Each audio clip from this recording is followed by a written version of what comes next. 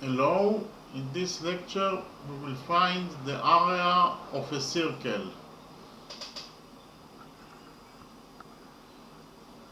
In the drawing we have a circle, and inside the circle we have a shape, two angles of this shape equals to 90 degrees. Angle ADC, this angle is a right angle, and also angle BCD is a right angle, it equals to 90 degrees.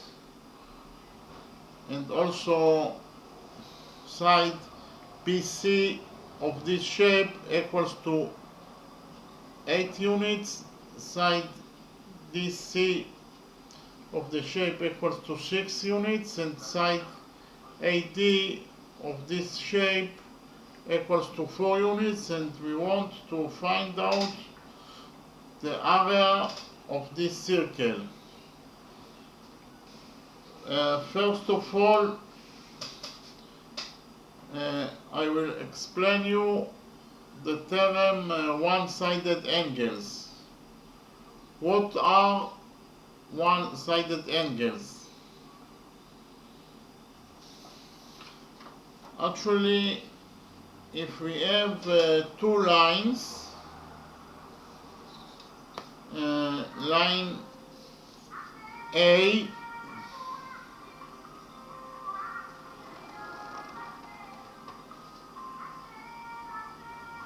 and line B,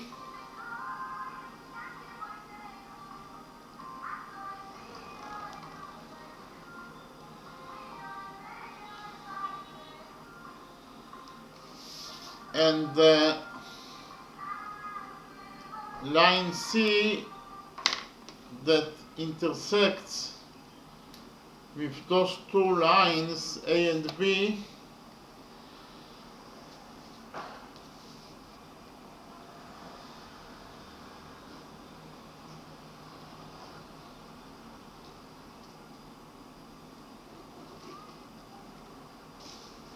line C in the red color intersects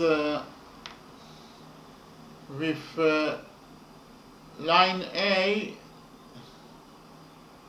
at this point, while line C intersects with line B at this point. And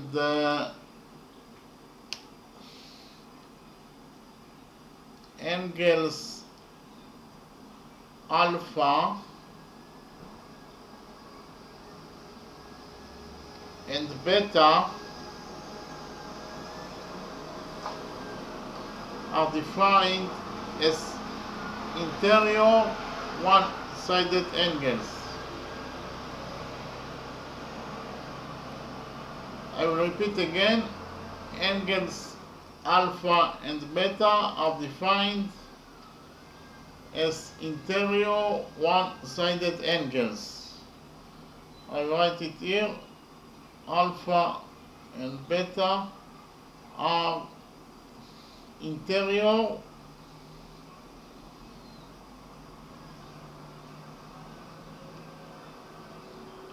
one-sided angles.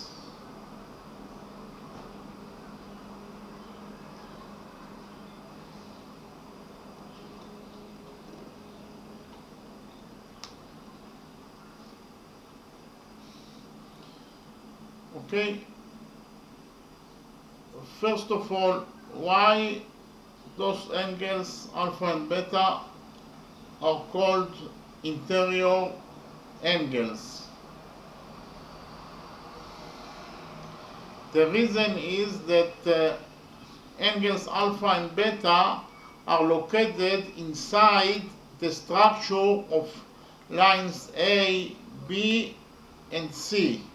They are located inside this structure of these three lines, and therefore they are called interior angles. And the second question is why they are called one-sided angles? The answer to this question is because angles alpha and beta are located from one side of line C. They both located on the left side of line C. Okay, they both located on the same side of line C, that is to say, they both located on the left side of line C. For that reason, they are called one-sided angles, and they are interior angles because they are located inside the structure of lines A, B, and C. Okay, so they are defined as one-sided interior angles. Okay, we have another type of one-sided angles. They are called exterior one-sided angles. Again, if we have lines A and lines B,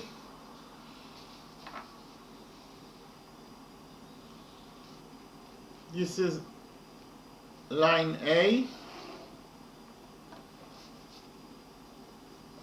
and this is line B.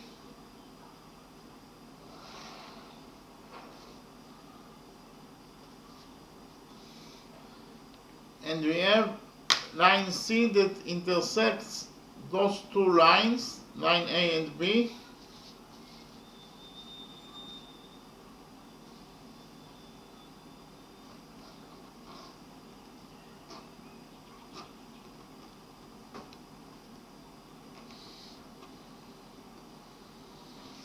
Line C intersects line A at this point, while line C intersects line B at this point. Actually, angles alpha and beta are defined as exterior one-sided angles. I will write it down. Angles alpha and beta are defined as exterior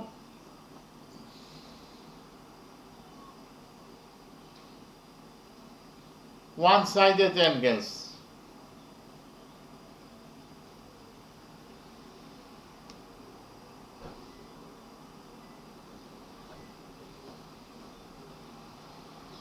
Why those angles alpha and beta are exterior angles?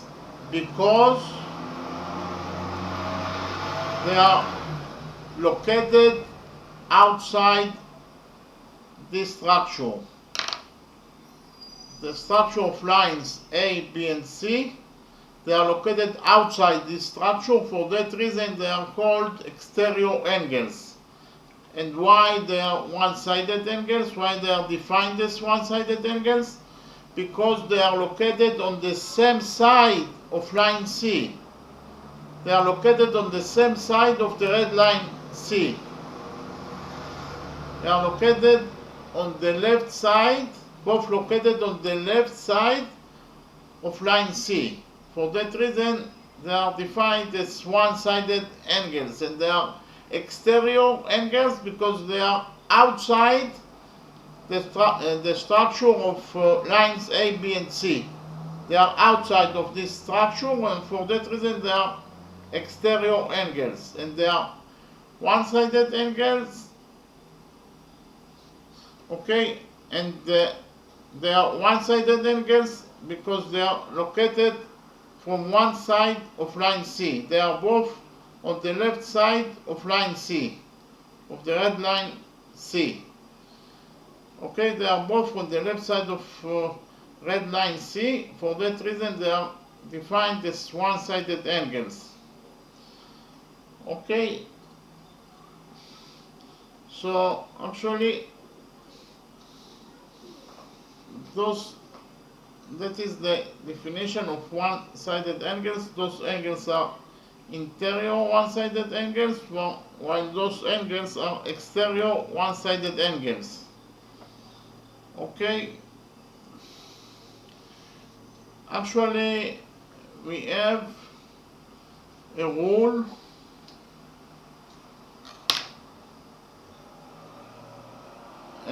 for the one-sided angles. I will call it rule number 1. According to rule number 1,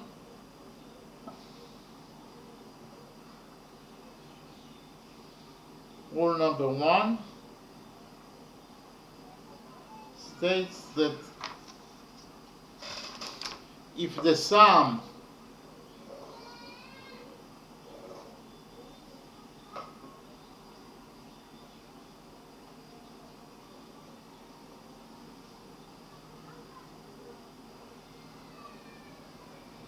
of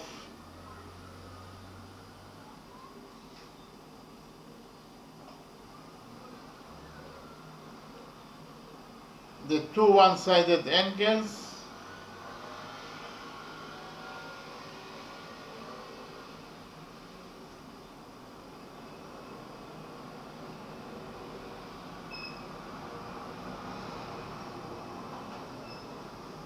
and it doesn't matter if they are interior or exterior, the same rule applies to both of them.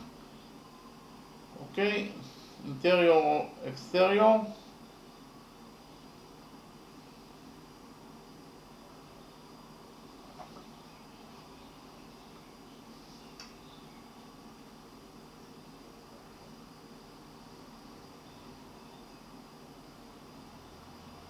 If the sum of one-sided angles, and it doesn't matter if they are interior or exterior angles, equals to 180 degrees, equals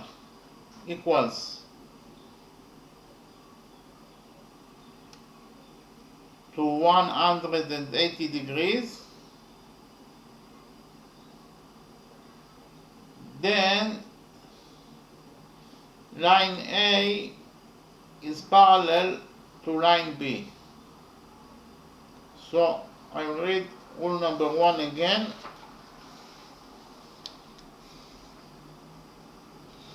Rule number 1 states that if the sum of the two one-sided angles, and it applies both to interior angles or exterior angles, if the sum of those two angles equals to 180 degrees, then line A is parallel to line B. Okay, so here in the drawing we have angles, exterior one-sided angles alpha and beta, and according to rule number 1, if alpha plus beta, the sum of those two exterior one-sided angles equals to 180 degrees, then we can deduce according to rule number 1 that line A is parallel to line B. Okay? Again, if the sum of those two angles equals to 180 degrees, then according to rule number 1, line A is parallel to line B. According to rule number 1. Okay?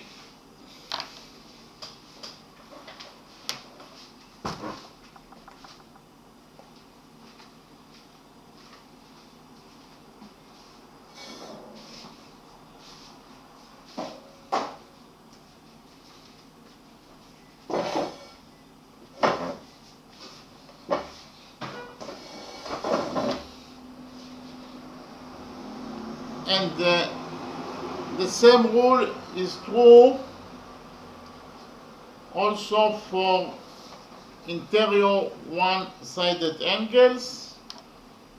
If the sum of angles alpha plus beta equals to 180 degrees, if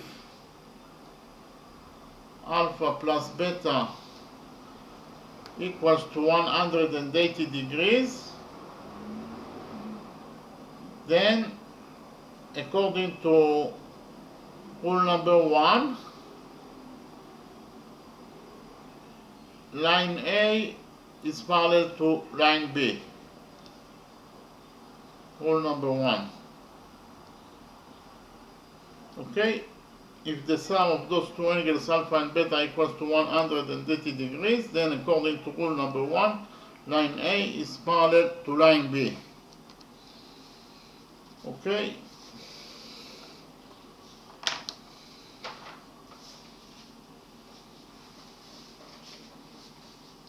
So actually we can implement rule number 1 in our circle, because we have here two right angles, angle BCD equals to 90 degrees and also angle ADC equals to 90 degrees. And we can view line segment BC or we can view line segment AD as line A, while line segment BC can be viewed as line B, while line segment DC can be viewed as the red line, line C. So actually DC intersects with line segment AD at point B, while line segment DC intersects with line segment BC at point C. Okay? And those two angles, angle ADC and angle BCD, are one-sided angles because they are from the left side of line segment DC. So they are defined as one-sided angles, and the sum of those two angles equals to 90 degrees plus 90 degrees is 180 degrees. So according to rule number 1, AD, line segment AD is parallel to line segment BC. Okay, so I write it down. Angle BCD equals to 90 degrees.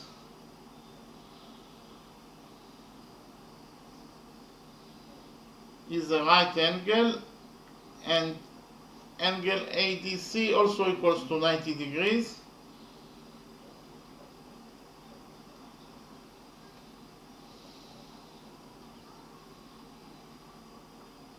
And I will emphasize that those two angles, BCD and ADC, are one-sided internal angles, and they are one-sided internal angles, interior angles.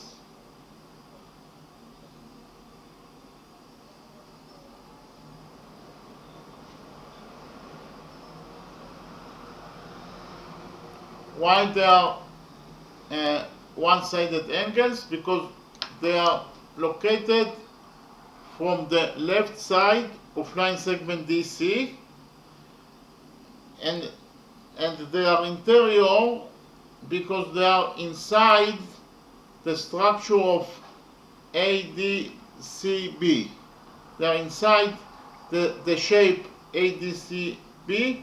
For that reason, they are defined as interior angles. So actually, the sum of those two one-sided interior angles equals to 180 degrees. Okay? The sum of those two interior one-sided angles equals to 180 degrees, and therefore, according to rule number 1,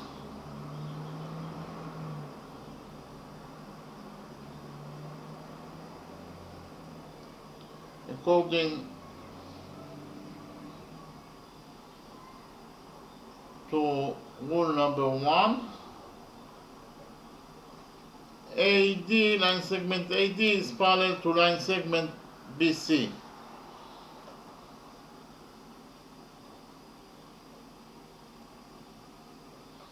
So I'll read again the things that I wrote. Angle BCD equals to 90 degrees. This is a right angle. Plus angle ADC also equals to 90 degrees. It is also a right angle. It equals to 90 degrees. And the sum of those two angles, 90 degrees plus 90 degrees, equals to 180 degrees. And they are one-sided interior angles because they are located, they are one-sided angles because both angles located in the left side of line segment DC, and they are interior angles because they are inside the shape ADCB. Okay, so they are defined as one-sided interior angles, and the sum of those two one-sided interior angles equals to 180 degrees. Therefore, according to rule number 1, line segment AD is parallel to line segment BC. Okay?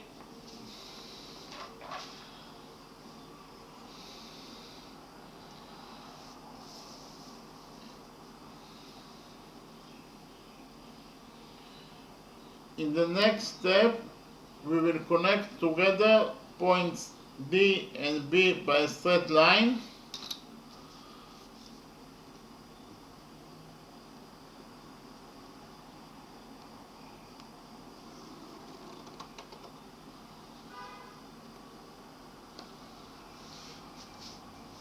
And we will also connect together points A and C by a straight line.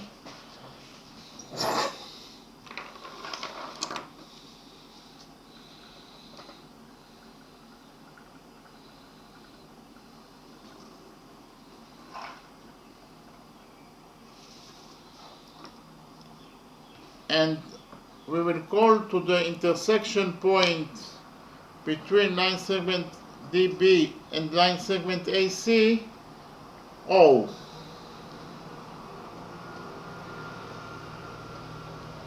Okay, point O is the intersection point between line segment DB and line segment AC.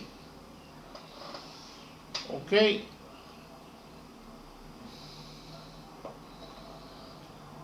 And then we will focus on two triangles. We will focus on triangle BOC, the green triangle BOC.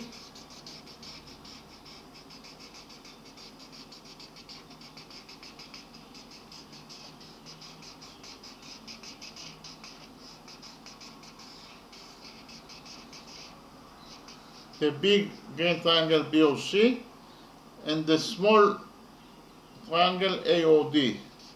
The small green triangle AOD.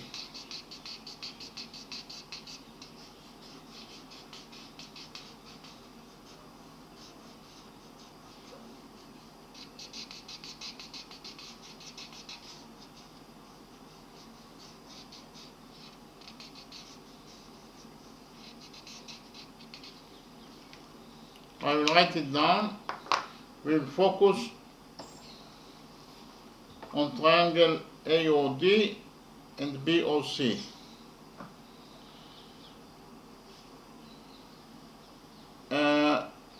Before that,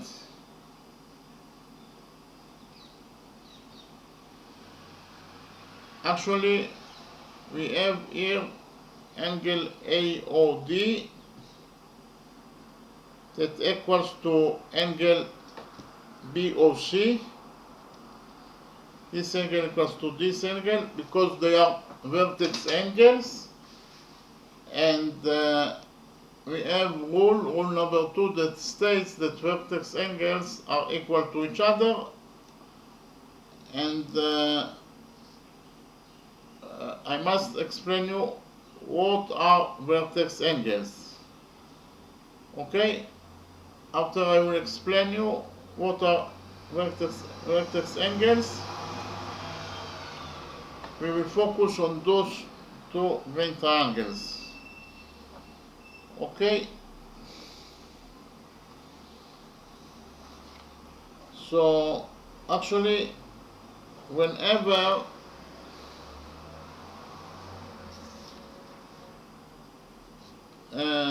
two lines are intersecting each other,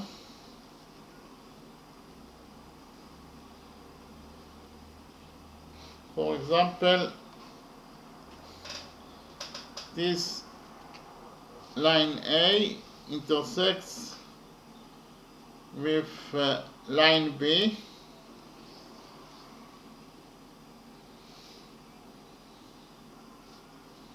this is the intersection point.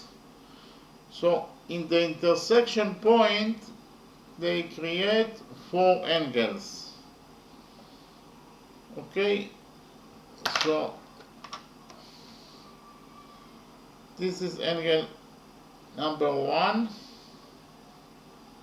and this is angle number 2,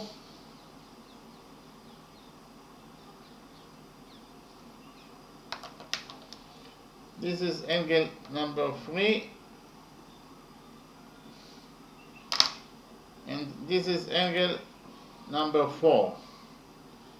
Okay, whenever two lines are intersecting each other, they create 4 angles at the intersection point. That is to say, angle 1, 2, 3, 4. Okay, and angles 1 and 3 are defined as vertex angles, and according to rule number 2, they are equal to each other. So I'll write it down. Angles 1 and 3 are defined as vertex angles,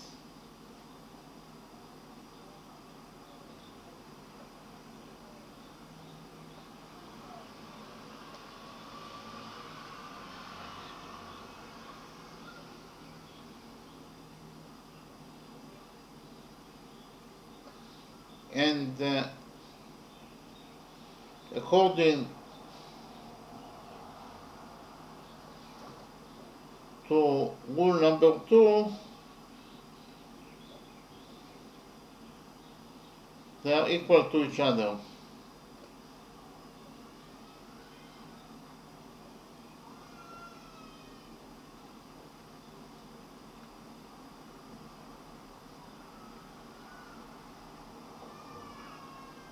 That is to say, angle 1 equals to angle 3.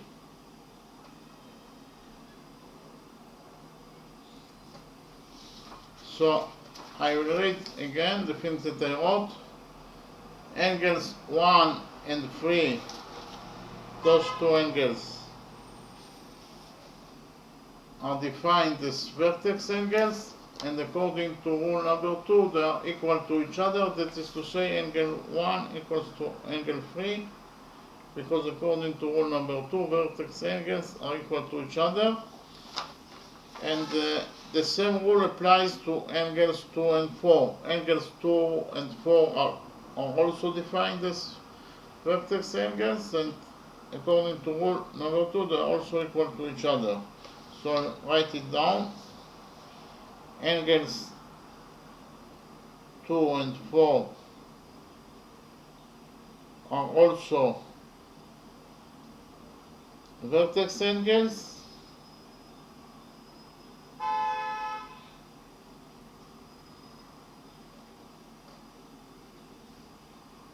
and they are equal to each other according to rule number 2.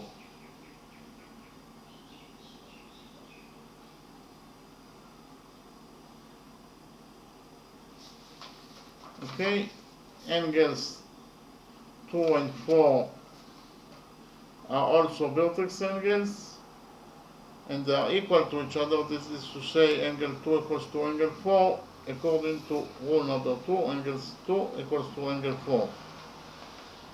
So I will write now rule number 2.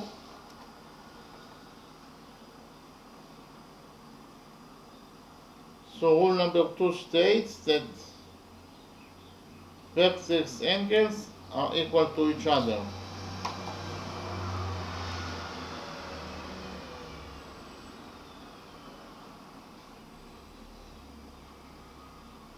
Vertex angles are equal to each other.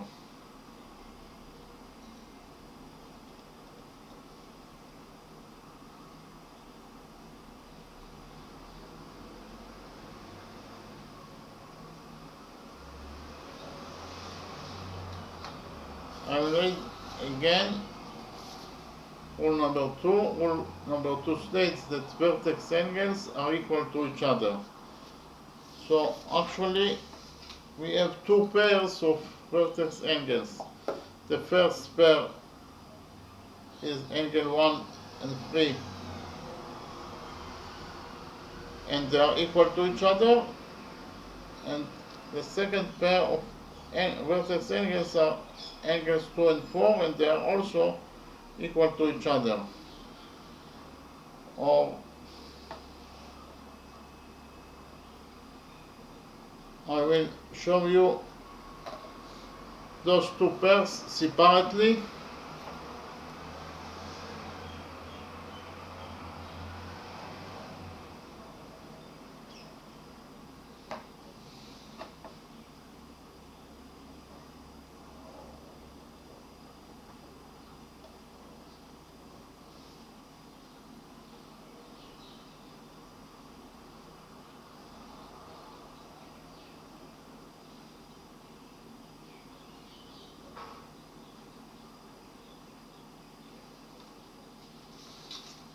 So those are the first pair of vertex angles, alpha and beta, and according to rule number 2 they are equal to each other. And the second pair of vertex angles are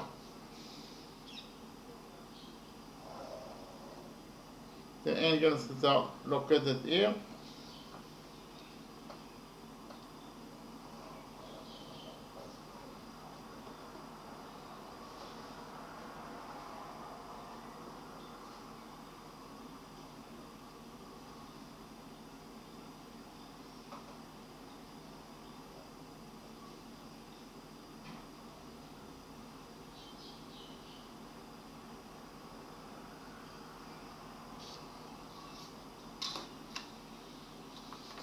So those two angles are also vertex angles, and according to rule number 2 they are equal to each other.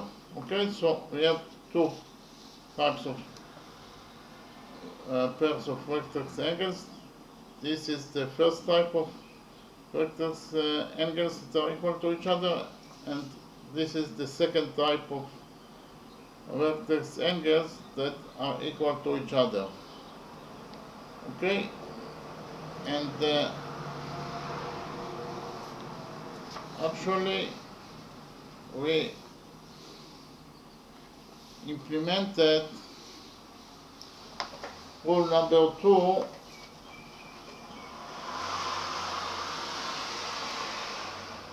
in our circle.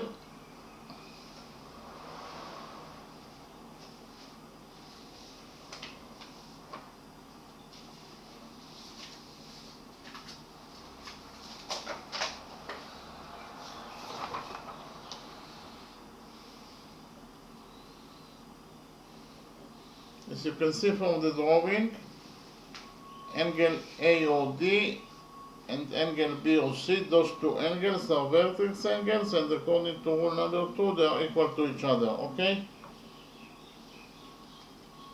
So, in triangles AOD and BOC, the two green triangles,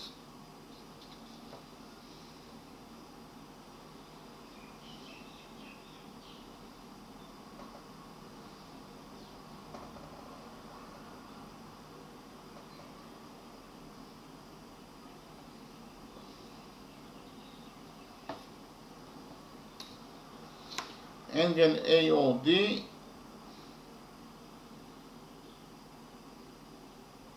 and angle BOC are defined as vertex angles, and according to rule number 2, they are equal to each other.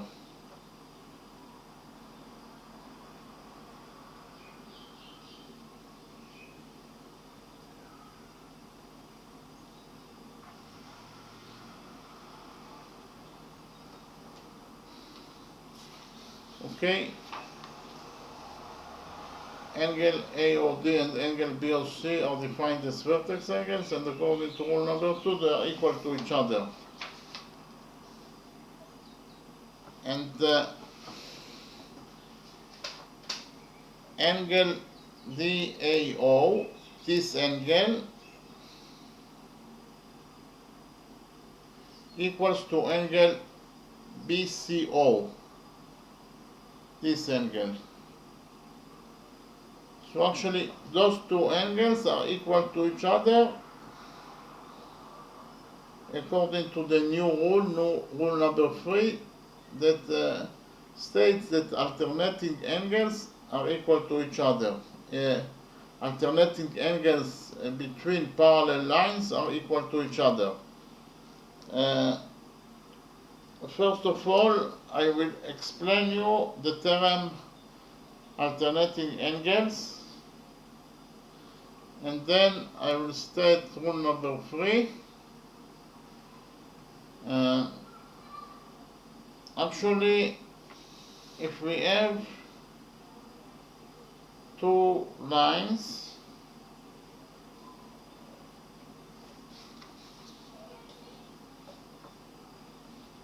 line A and line B,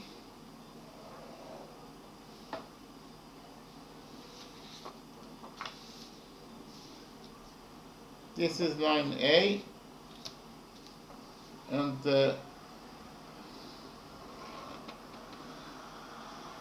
this is line B,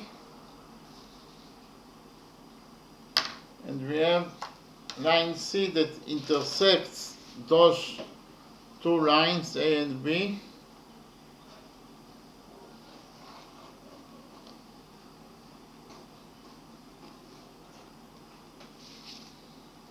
Line C intersects those two lines. Line C intersects line A at this point, while line C intersects line B at this point.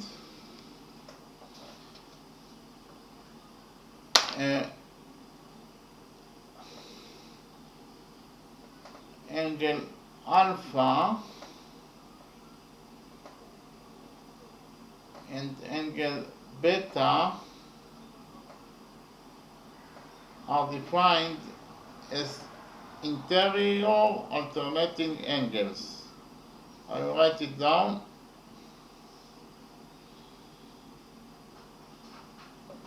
Angles alpha and beta are defined as interior alternating angles.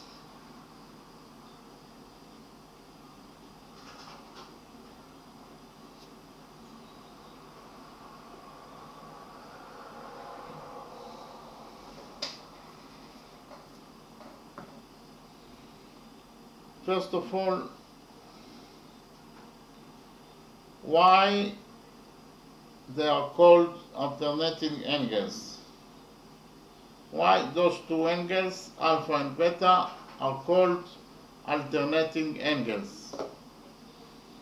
The answer to the question is that because of the fact that they are located in different sides in relation to line C, while angle alpha is located in the left side of line C, angle beta is located on the right side of line C. So because of the fact that those two angles, alpha and beta, are located on different sides of line C, because of the fact that they are located on different sides of line C, they are defined as alternating angles. Okay? And they are also defined as interior angles. The reason that they are defined as interior angles because they are located inside the structure of lines A, B, and C. They are inside those structure of lines A, B, and C. For that reason, they are defined as interior alternating angles. Or they are defined interior angles because of the fact that they are inside the structure of lines A, B, and C. Okay? So those two angles are defined as interior alternating angles. Okay, and we have also the other type of angles that are defined exterior alternating angles. Again, we have lines A and B.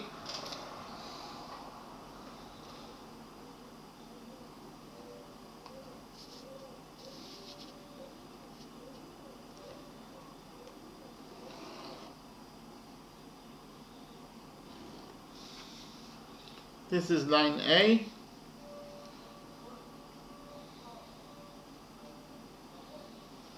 And this is line B.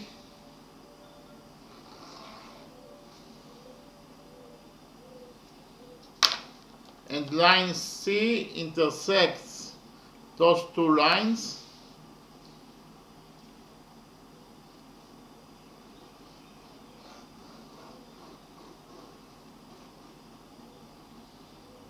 So this is the point of intersection of line C with line A, while this is the point of intersection between line C and line B. Actually,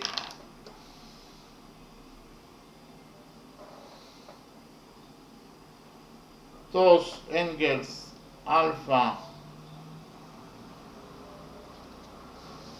and beta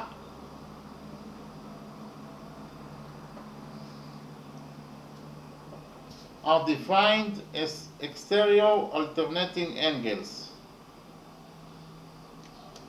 I'll write it down.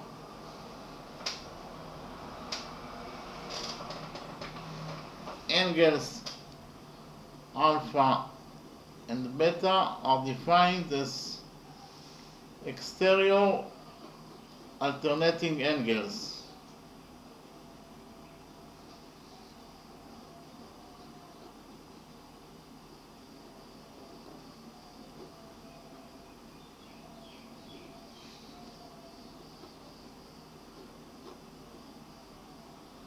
Okay, those two angles are exterior alternating angles. So why they are exterior angles? Because they are outside of those three lines A, B, and C. They are outside of those two structure A, B, and C. You have the structure of lines A, B, and C. and they are outside of this structure of lines A, B, and C. For that reason, they are defined as exterior angles. And why they are defined as alternating angles? Because they are on different sides of line C. In relation to line C, the red line C, they are located on different sides of line C, while angle alpha is located on the left side of line C, angle beta is located on the right side of line C. For that reason, they are defined as alternating angles. So those angles, alpha and beta, are defined as exterior alternating angles. Okay, and those two angles, alpha and beta, are defined as interior alternating angles. Okay, and we have rule number 3 that states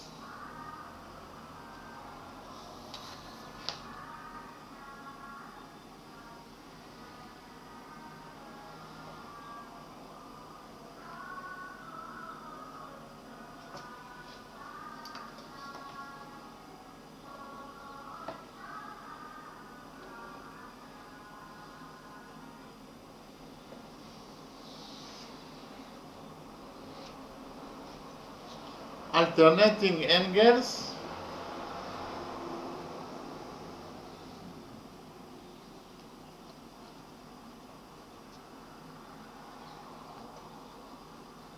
and it doesn't matter at all if they are interior or exterior. It applies to both interior and exterior.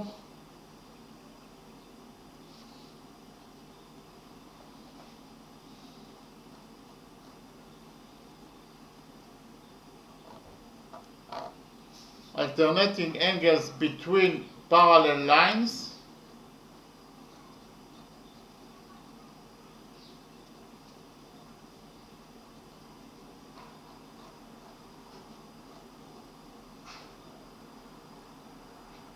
are equal to each other.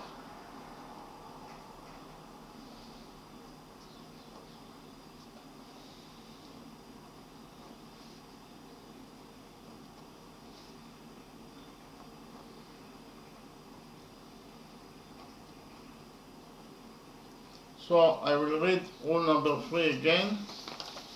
Rule number 3 states that alternating angles, no matter if they are interior or exterior, it applies to both of them.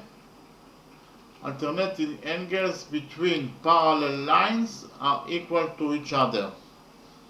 So actually, in this drawing, if line A is parallel to line B, then according to rule number 3, angle alpha equals to angle beta. Okay, so I write it down. If line A is parallel to line B, and only if line A is parallel to line B, then alpha will be equal to beta. Otherwise, it is not true. Otherwise, rule number 3 is not valid to this situation if they are not parallel to each other. If line A is not parallel to line B, then the outcome is not true, then alpha is not equal to beta. Okay, only if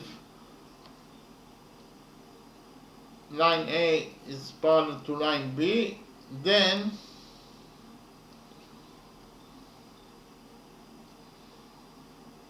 angle alpha equals to angle beta according to rule number 3. So those two alternating exterior angles are equal to each other only and only if line A is parallel to line B. Okay?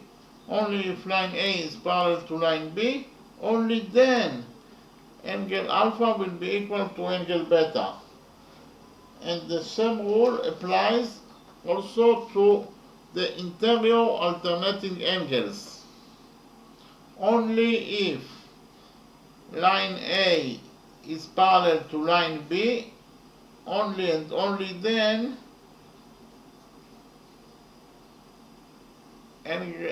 interior angles alpha and beta are equal to each other. If line A is parallel to line B, then and only then angle alpha will be equal to angle beta according to rule number 3.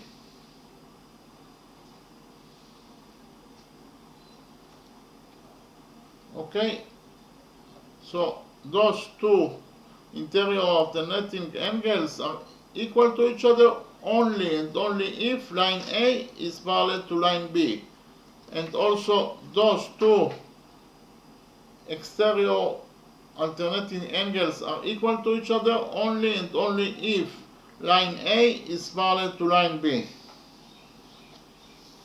Okay, so that is actually rule number 3, and we can implement rule number 3 in our circle because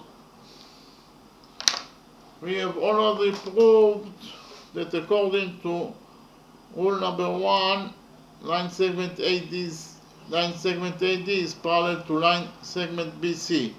Those two line segments are parallel to each other. So according to rule number 3, alternating angles between parallel lines are equal to each other. For that reason, this angle is equal to this angle. Okay, so we can write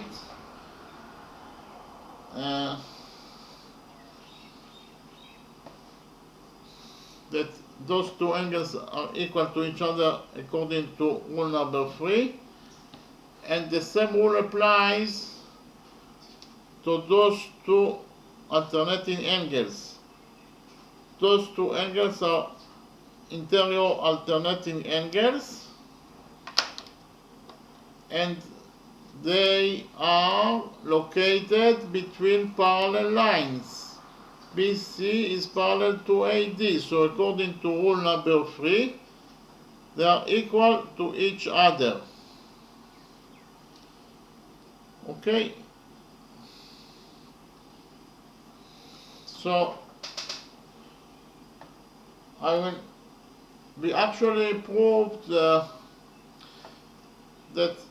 3 angles of the big green triangle are equal to 3 angles of the small big triangle, because we proved that those two angles are equal to each other because they are vertex angles. So according to rule number 2, they are equal to each other, and those two angles are also equal to each other according to rule number 3 because they are alternating angles between parallel lines, and the alternating angles between parallel lines are equal to each other. And we also proved that those two alternating angles are equal to each other because they are located between parallel lines. Line AD is parallel to line BC. For that reason, they are also equal to each other. So we actually proved that 3 angles in this green triangle are equal to 3 angles on this green triangle. And so we actually proved that those two green triangles are similar to each other according to the rule of angle, angle, angle. If 3 angles of one triangle are equal to 3 angles of the other triangle, then those two triangles are similar to each other. Okay, so I will write down all the things that we have already proved. So we will focus on triangles BOC and AOD.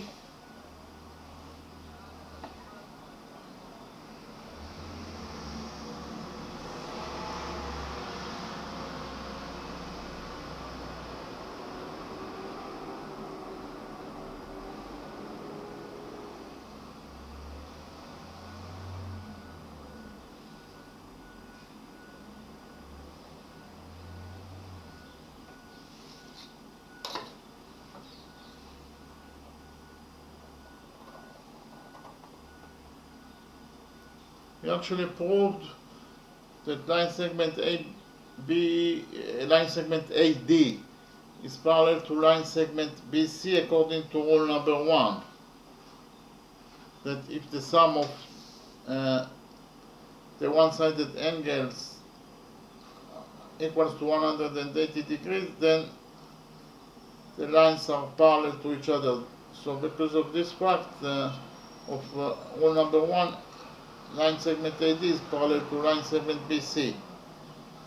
Okay?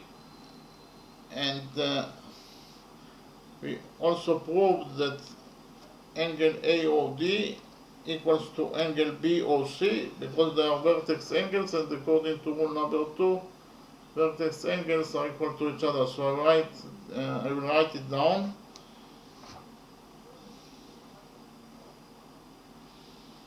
Angle AOD equals to angle BOC. Those two angles are equal to each other.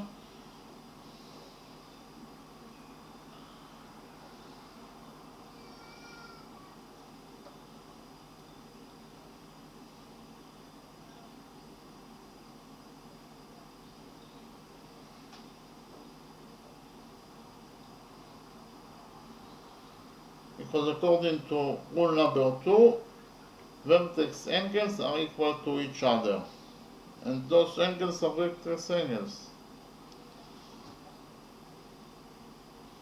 Okay, the first equality is that those two angles are equal to each other.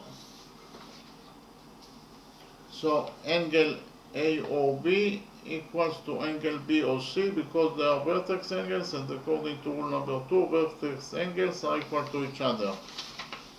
Then we also proved that these two angles are equal to each other because they are alternating angles, and alternating angles between parallel lines are equal to each other. AD is parallel to BC, and those two alternating angles located between those two parallel line segments, therefore, according to rule number 3, they are equal to each other. Okay, so angle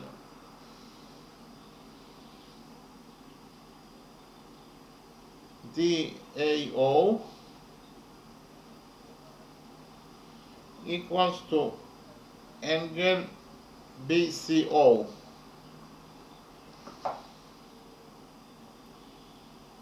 Because they are internal alternating angles,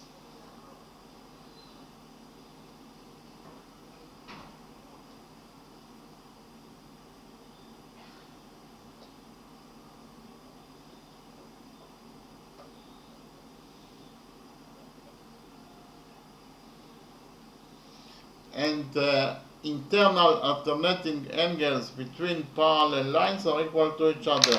Line segment AD is parallel to line segment BC, and those two angles are located between those two parallel lines. Therefore, according to rule number 3, they are equal to each other. So angle DAO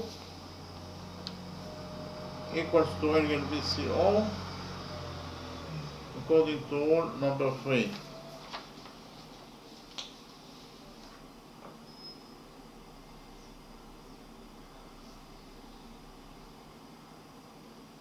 And also those two angles are equal to each other because they are also alternating angles between parallel line segments, and according to rule number 3, they are equal to each other. So angle ADO equals to angle BCO. Angle ADO equals to angle CBO. Those two angles are equal to each other because they are alternating angles. CBO.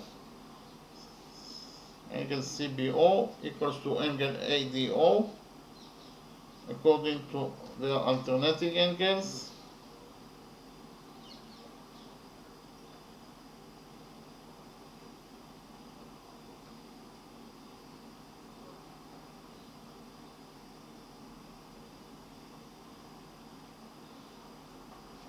And those two angles are located between those two parallel line segments. Line segment AD is parallel to line segment BC.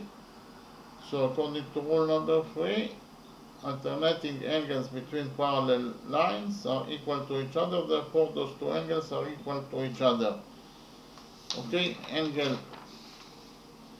AOD is equal to angle CBO because they are alternating angles, and according to rule number 3, alternating angles between parallel lines are equal to each other. So we actually proved that those two triangles are similar triangles.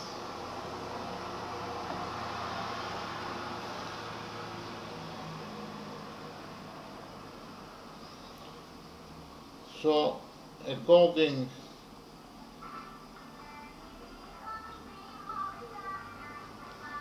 to angle, A is abbreviation for angle.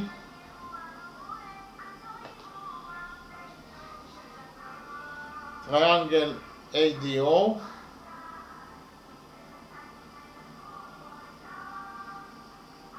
is similar to triangle BCO.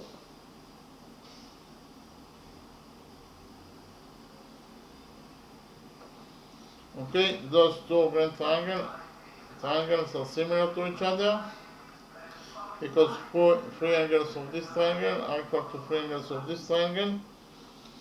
So if we have two similar triangles, then we have the following relationship between their sides.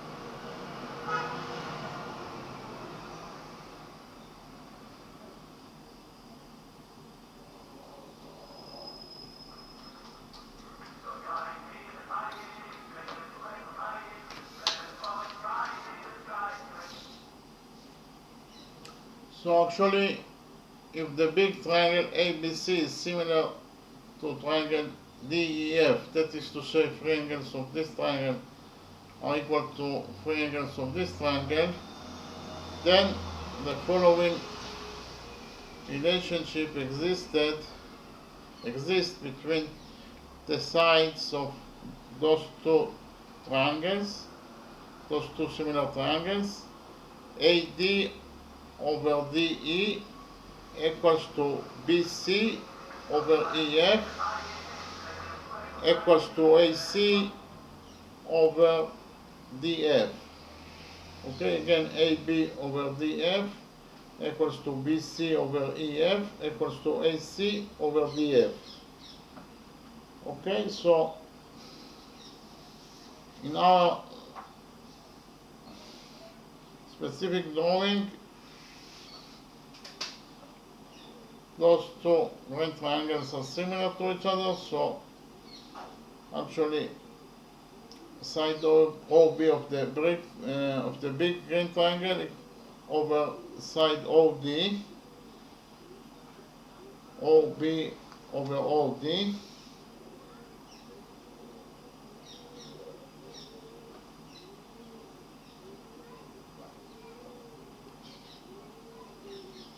equals to OC over OA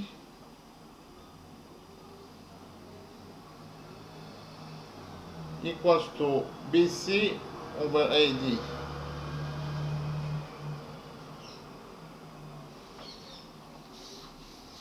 I repeat again, OB over OD, OB over OD equals to OC over OA equals to OC over OA equals to BC over AD. Okay?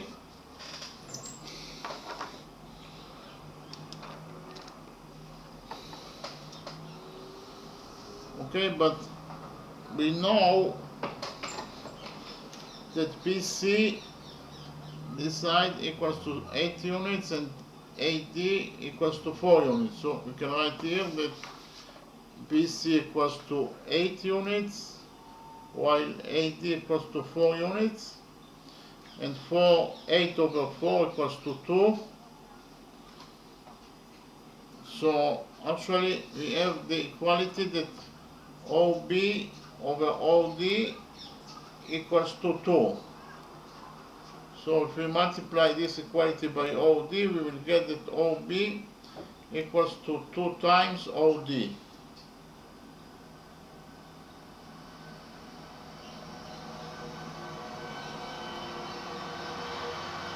OB equals 2 times OD. So if OD equals to A, then OB equals 2 times OD. OB equals to 2A.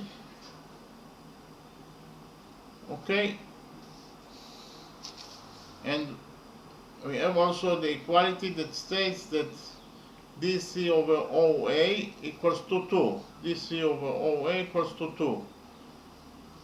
DC over OA equals to 2. So if we multiply this equality by OA, we will get that DC equals to 2 times OA.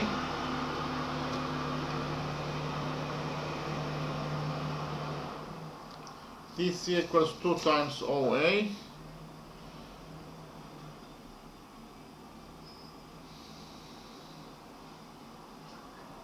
Oh, it is OC.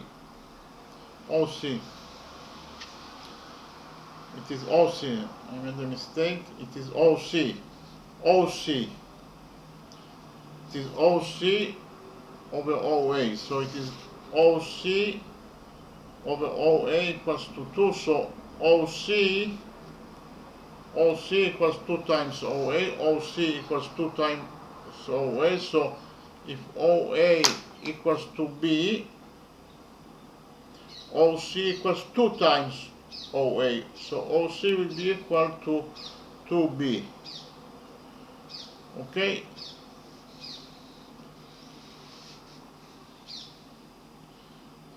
So actually in the next step we know that angle ADC equals to 90 degrees.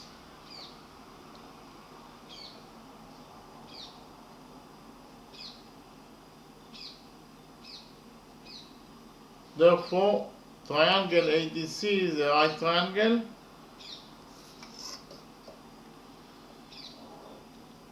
So we can implement the Pythagorean theorem in the right triangle ADC.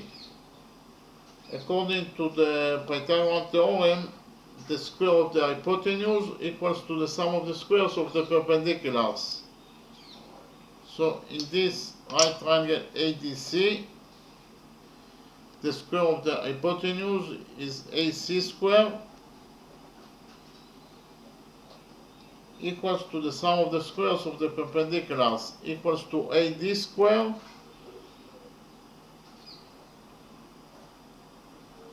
plus DC square.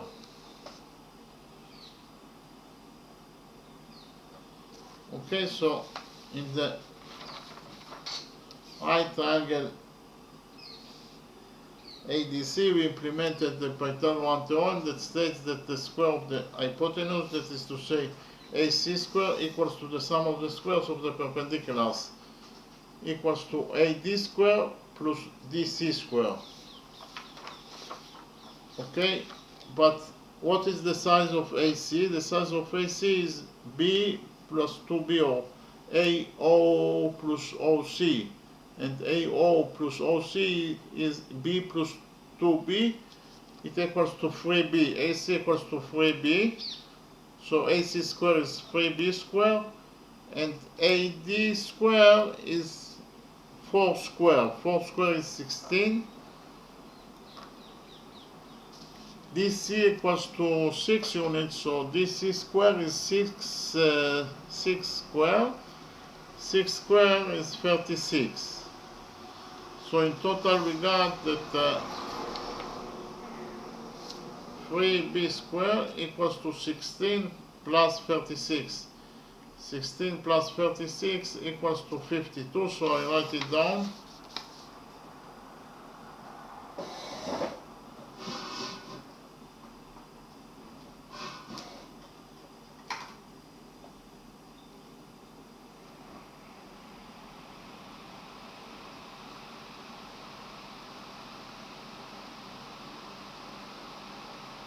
So we got that 3B square equals to 52.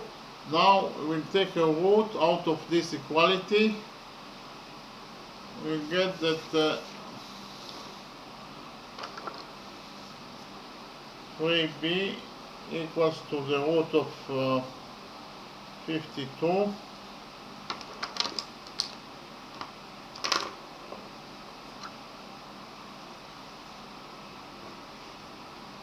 So we got that 3B equals to the root of 52. 52 equals to 13 over 13 times 3. And we can split the root to two roots according to the rule that the root of AB equals to root A times root B. Okay, so we get here that 3B equals to the root of 4 times root 13.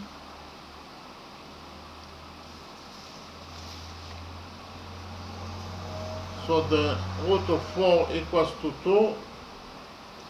So I write it down.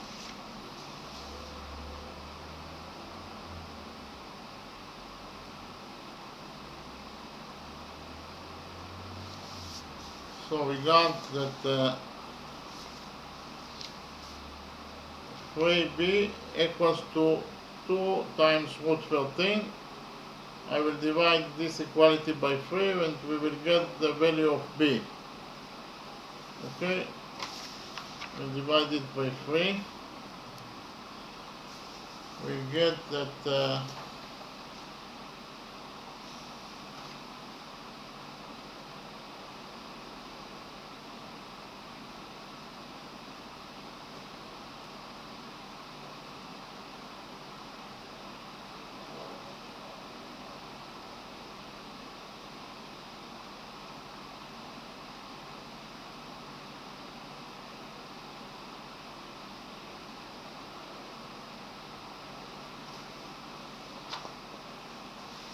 so we divided this equality by 3 and we got that B equals to 2 over 3 times root 13. So if B equals to 2 over 3 times root 13, then 2 times B will be equal to 4 over 3 times root 13. Okay, so we found out actually the size of AC and also the size of AO and the size of OC. Okay, so we can write here that B equals to 2 over 3 times root 13, while 2 times B equals to 4/3 times root 13. Okay?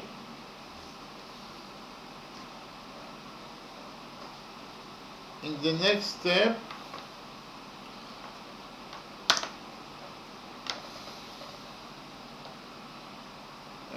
we know that angle BCD equals to 90 degrees. It is given us in the question. This angle is 90 degrees. Okay? This angle is 90 degrees. So angle BCD equals to 90 degrees. Therefore, triangle BCD is a right triangle, and we again will implement the Pythagorean theorem in the right triangle BCD. So I write it down.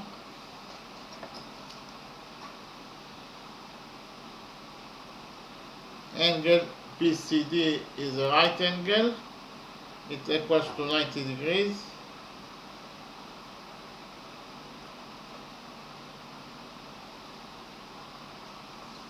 Therefore, triangle BCD is a right triangle.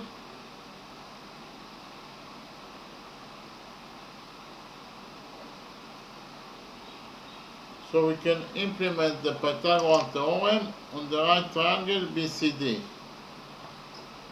According to the Pythagorean theorem, the square of the hypotenuse equals to the sum of the squares of the perpendiculars. The square of the hypotenuse in the right triangle BCD is dB square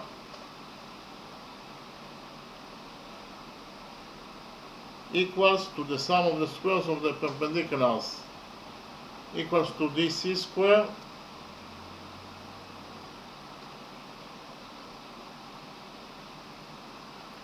plus BC square.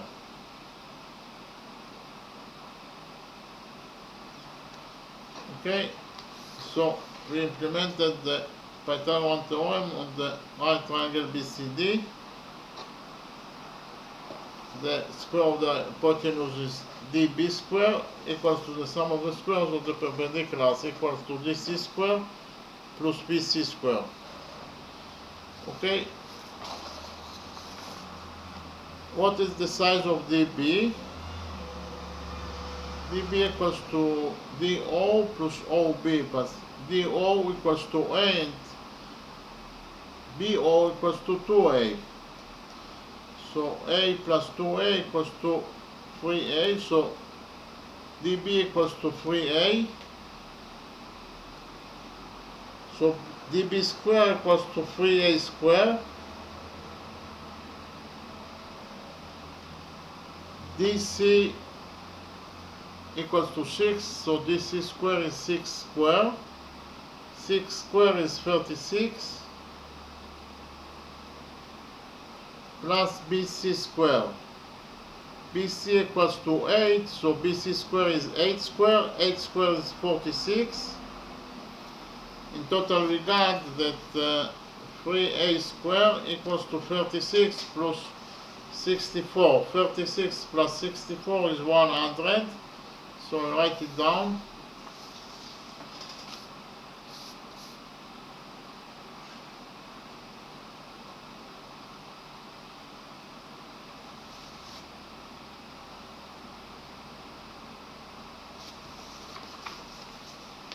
We got that 3A square equals to 100. In the next step we will take a root out of this equality. We'll get that 3A equals to the root of 100. The root of 100 is 10. Okay, we got that 3A equals to 10. We'll divide this equality by 3 in order to find out the value of A.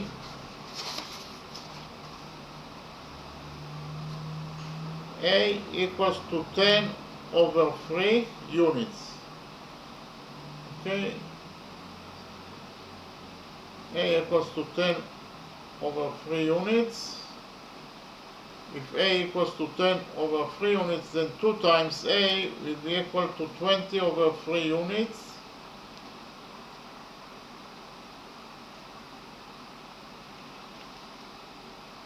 Okay, so we got that A equals to 10 over 3 units,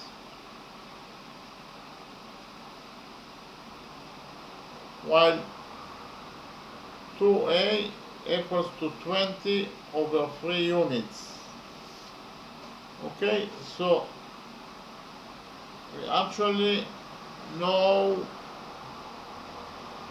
the sizes of all the line segments inside this circle.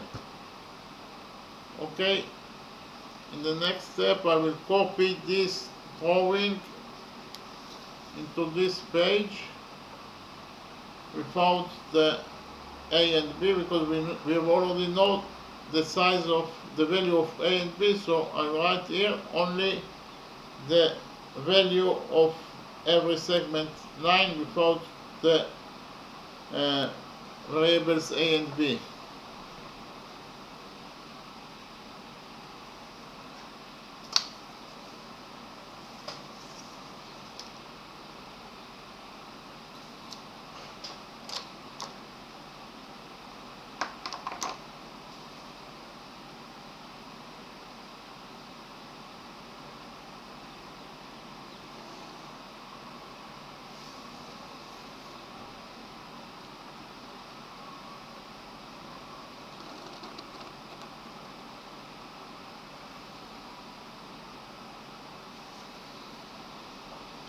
We got that AO equals to 2 over 3 times root 13,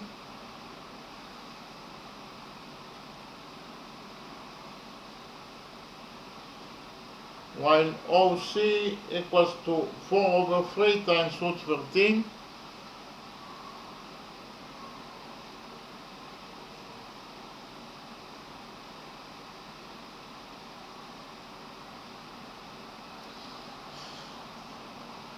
and OD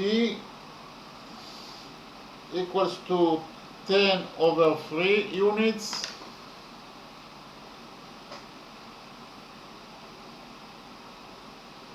while OB equals to 20 over 3 units. Okay, this is exactly the same drawing. I copied the values of all the line segments here. So in the next step we will extend line segment AC until it touches the circle at point P,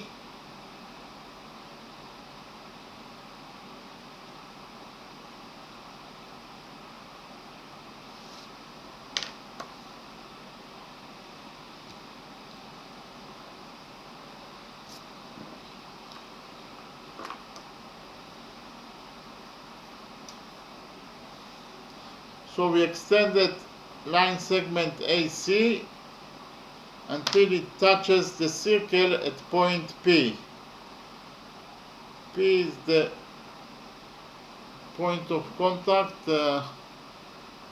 between line segment between chord AD and the circle, between chord AP and the circle. Okay, P is the contact, point of contact between chord AP and the circle. And we actually created new line segments. This is line segment CP, and we will find the value of CP according to the new rule number 4. Okay.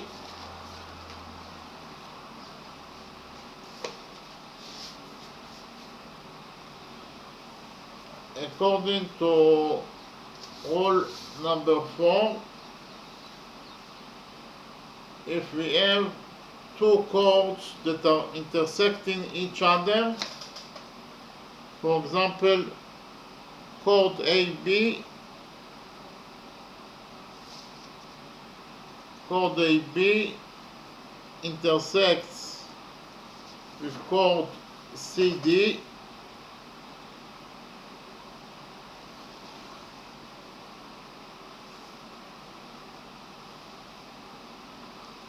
chord AB intersects with chord CD at point O. O is the point of intersection between chord AB and chord CD. Then, according to rule number 4, the following equality is true between the chords, between the line segments of these two lines. The AO times BO equals to CO times OD.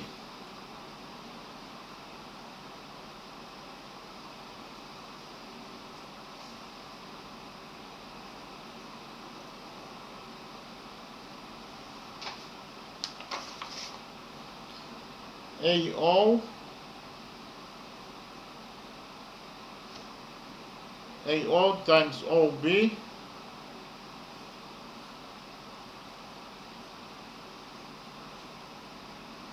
equals to CO times OD.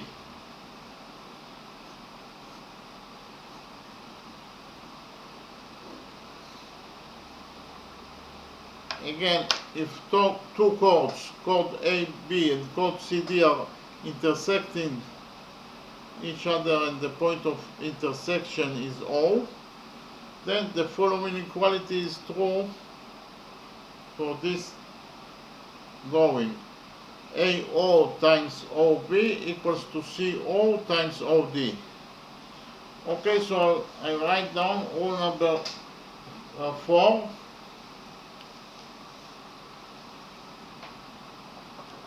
Rule number 4 states that if two chords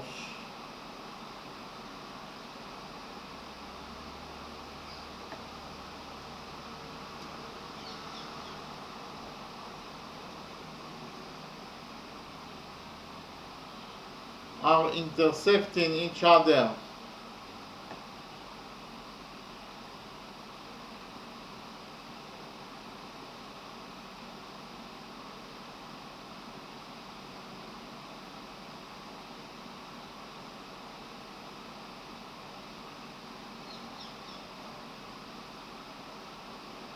those two chords are A, B, and C, D.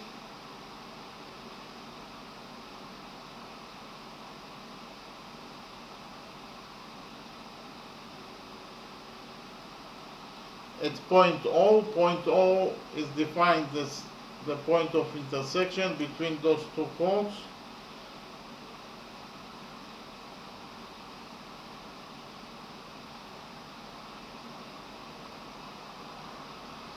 Then the following equality is true.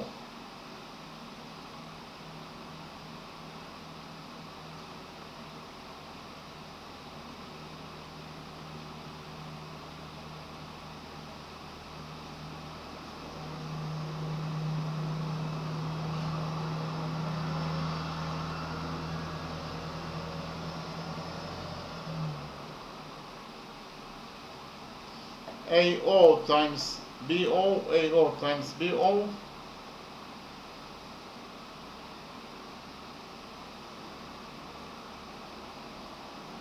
equals to CO times OD.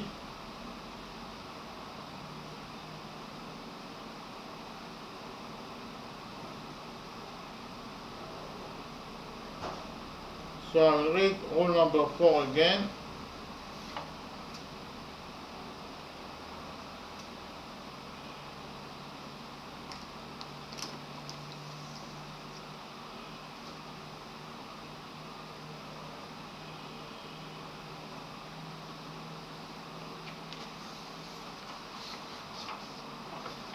rule number 4 states that if two chords, that is to say chord AB and chord CD, chord AB and chord CD are intersecting each other at point O, the intersection point between those two chords AB and CD is O. O is the point of intersection between those two chords. Then the following equality is true. AO times BO equals to CO times OD. Again, AO times BO equals to CO times OD. Okay? AO times BO equals to CO times OD. So whenever you have in the circle two chords that are intersecting each other, you can use rule number 4. Okay? This equality is true whenever two chords are intersecting each other.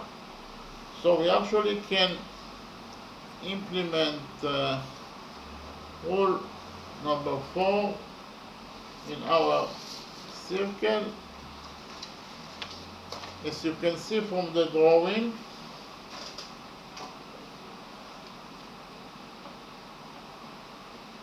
chord AP, this chord AP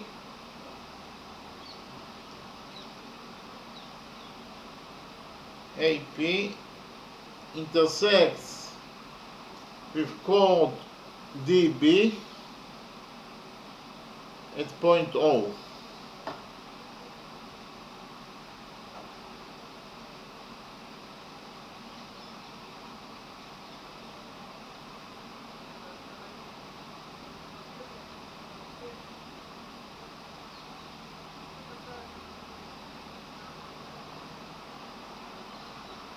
At point O. So the point of intersection between chord AB and chord DB is at point O. So according to rule number 4,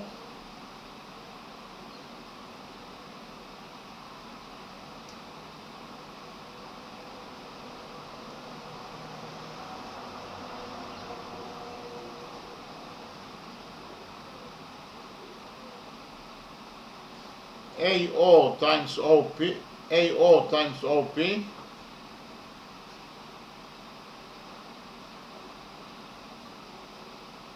equals to DO times OB.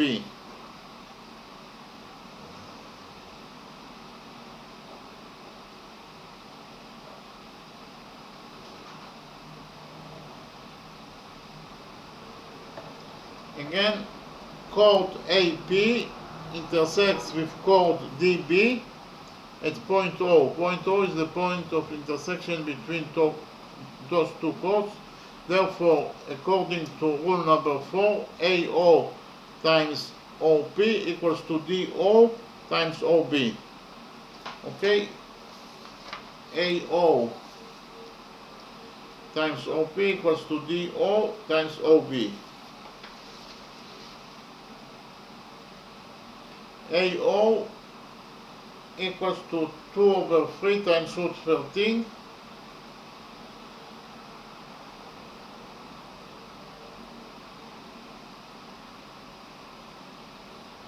while OP equals to OC plus CP,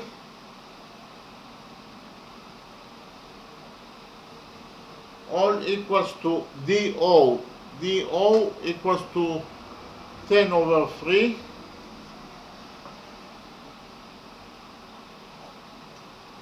and the OB equals to 20/3.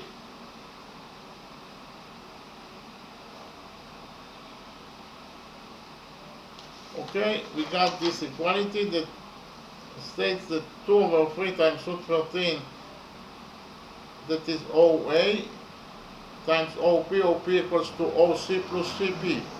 OP equals to OC plus CP equals to DO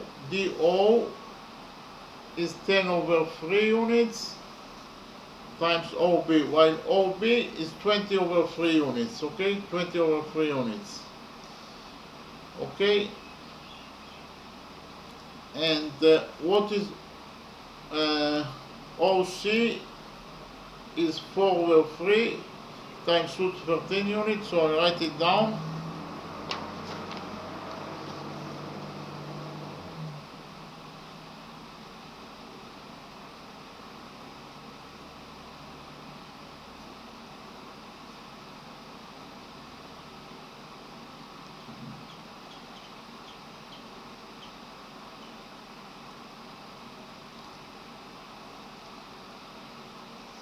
Okay, so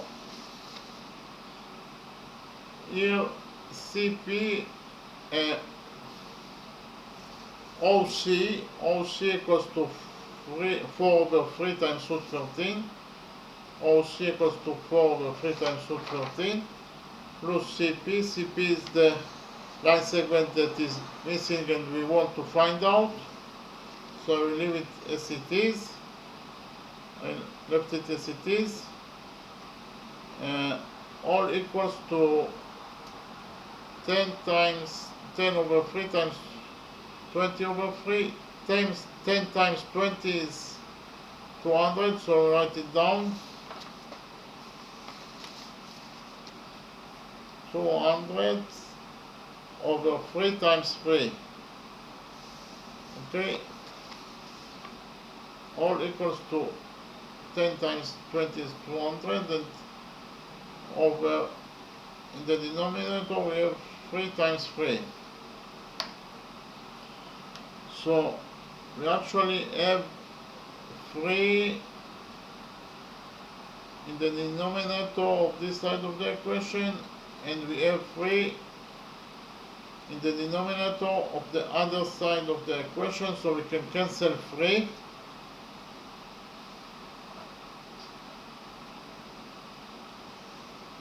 And what is left is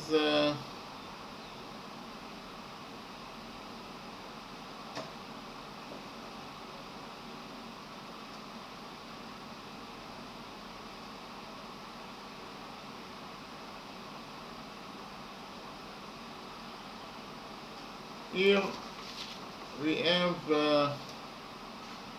root 13 times root 13 is 13, and 2 times 4 is 8. Okay, so I write it down.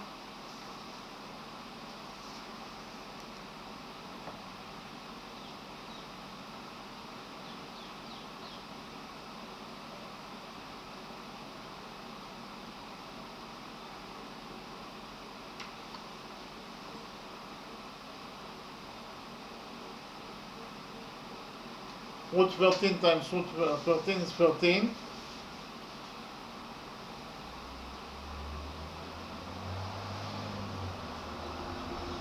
Two times 4 is 8, so we have 8 times 13 over 3 plus 2 times root 14, 60.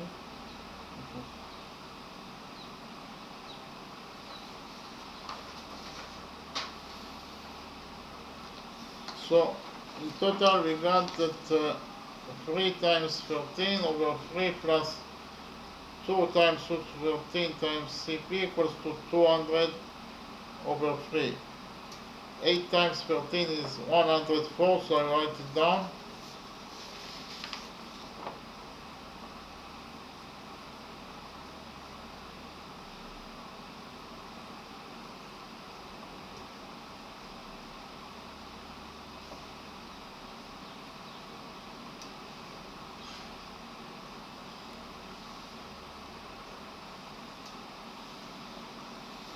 So in total we got that 104 over 3 plus 2 times root 13 times CP equals to 200 over 3. Now we subtract 104 over 3 from this equality.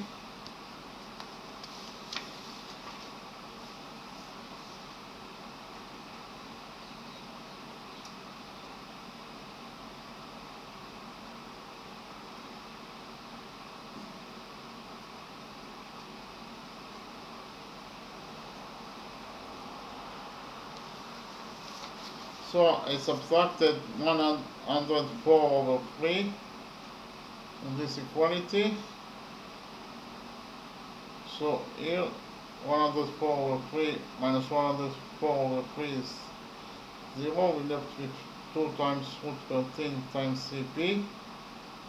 Here we have 200 over 3 minus 104 minus 104 over 3. 200 minus 104 is 96. So I write it down.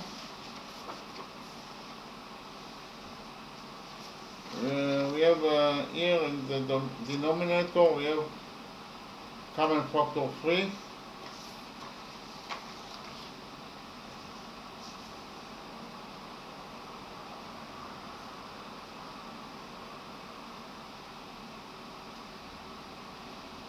Again, 200 minus 104 is 96, and in the denominator we have common factor 3.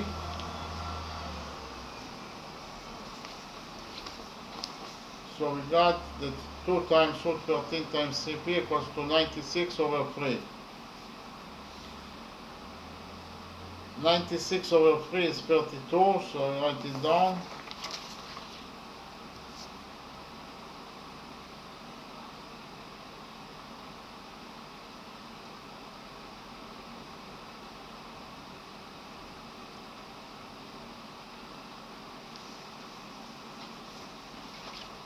So here we have 2 times root 13 times CP equals to 96 over 3 is 32. 32 over 2 is 16, so I write it down. We divided actually this equality by 2, and 32 over 2 is 16.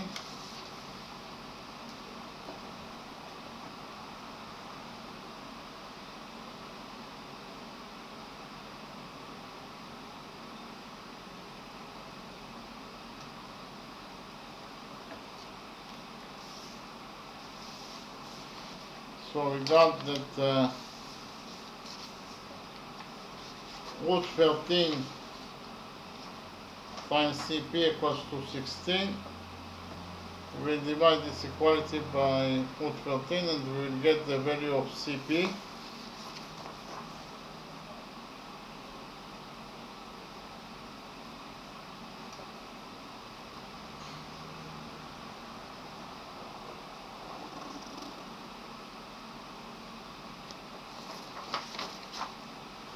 So we got that CP equals to 16 over root 13 units. Okay, so I write it in the drawing. We found out that line segment CP equals to 16 over root 13 units. Okay.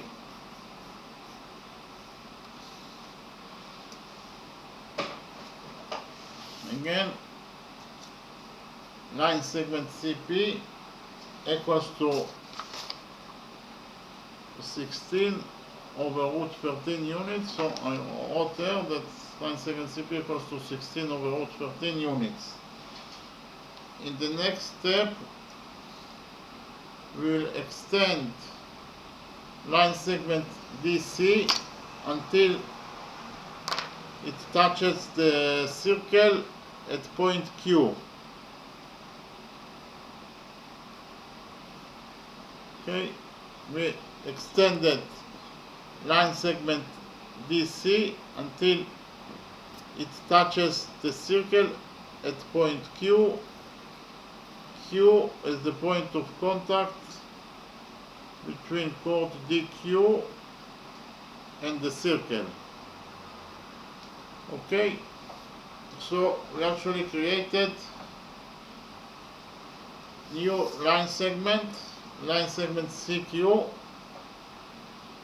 and we will find the value of line segment CQ according to the fourth rule. Okay, the fourth rule states that if two chords are intersecting each other, then at the point of intersection, we have the rule that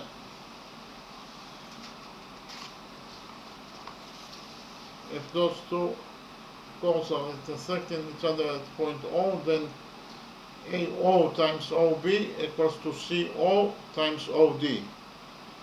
Okay, so we actually can again implement rule number 4 in our circle, because we have line segment DQ, chord DQ, it is chord DQ,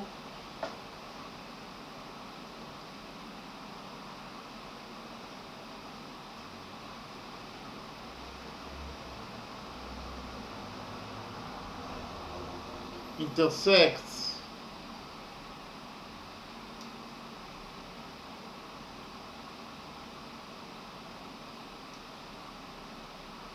with chord DQ, intersects with chord AP at point C. Chord DQ intersects with chord AP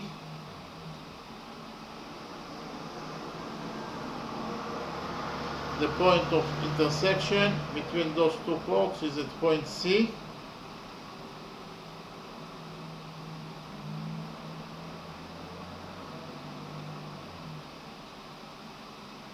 Therefore, according to rule number 2, and therefore according to rule number 4,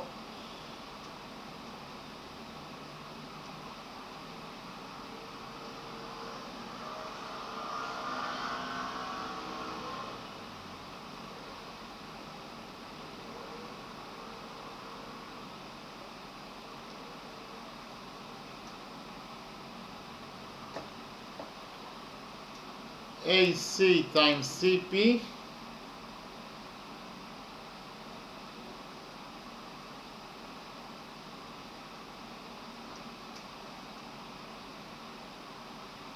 equals to DC times CQ.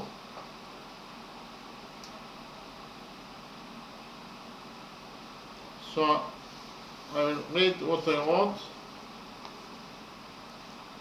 Chord DQ intersects with chord AP at point C. Chord DQ intersects with chord AP at point C. Point C is the point of intersection between those two chords. Therefore, according to rule number 4, AC times CP equals to DC times CQ. Okay, again, AC times CP equals to DC times CQ. Okay, so AC equals to 2 over 3 times root 13 plus 4 over 3 times root 13. So it is actually in total 6 over 3 times root 13.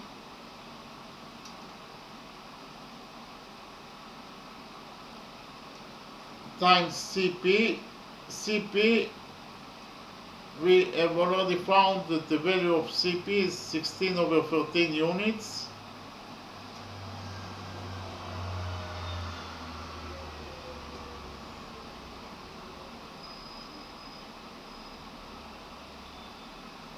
Equals to DC. DC equals to 6 units. And CQ is the line segment that is missing, and we want to find out the value of it, so I will leave it as it is.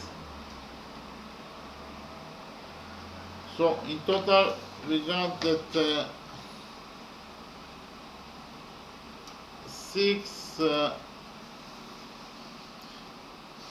over 3 times root 13 times 16 over root 13 equals to 6 times CQ. Okay, again, 2 over 3 times root 13 plus 4 over 3 times root 13 equals to 6 over 3 times root 13, and we multiply it by CP. CP equals to 16 over root 13 units, all equals to DC 6 units times CQ, that is the missing line segment. So 6 over 3 is 2, so I write it down, and we have root 13 in the numerator. We have root 13 in the numerator, and we have also root 13 in the denominator, so we can cancel it. And we actually left only with 6 over 3 times 16. 6 over 3 is 2, so I write it down. 2 times 16 equals to 6 CQ.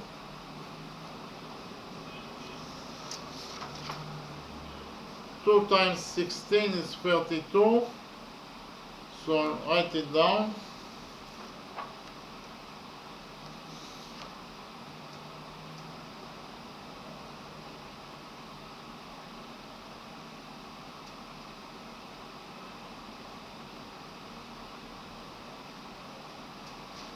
So in total we got that 32 equals to 6 CQ.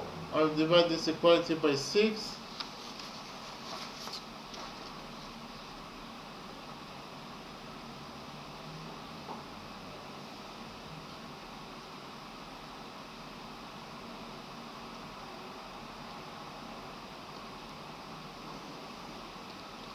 So we got that 32 over 6 equals to CQ. We can divide the numerator and the denominator by 2. We'll get that CQ equals to 16 over 3 units, okay?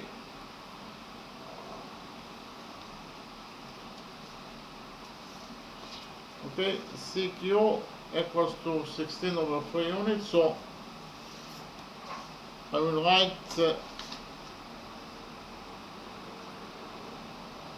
here that CQ equals to 16 over 3 units.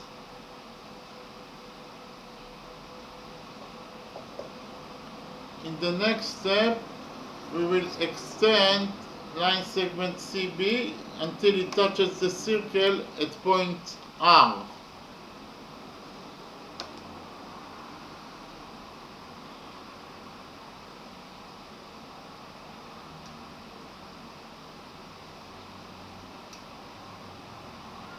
R is the point of contact between chord RB and the circle.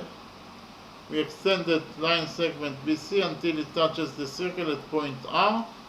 So we created new line segment, that is to say line segment RC, and we will again calculate the value of RC according to the fourth rule. Actually, chord DQ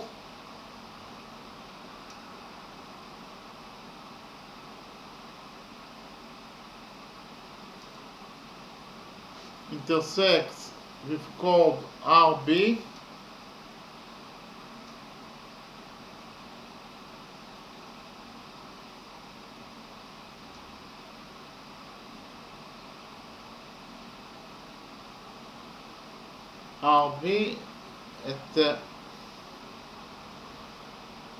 at point C.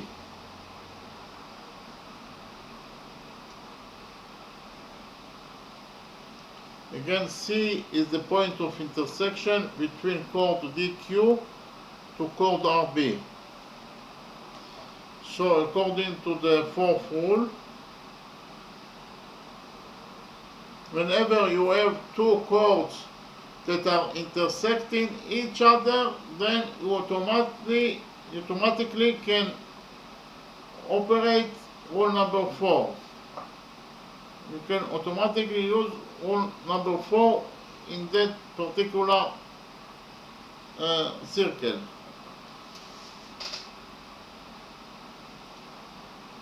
According to rule number 4,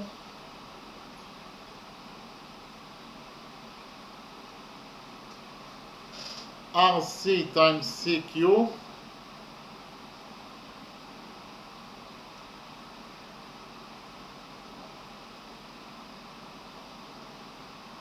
equals to BC times RC.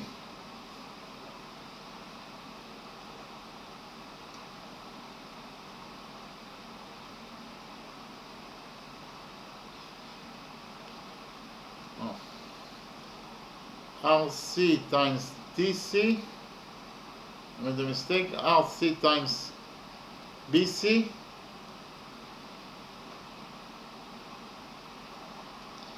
RC times BC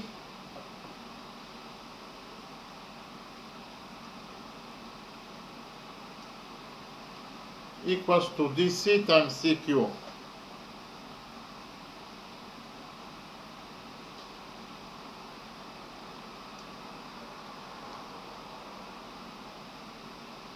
So I read again the things that I wrote.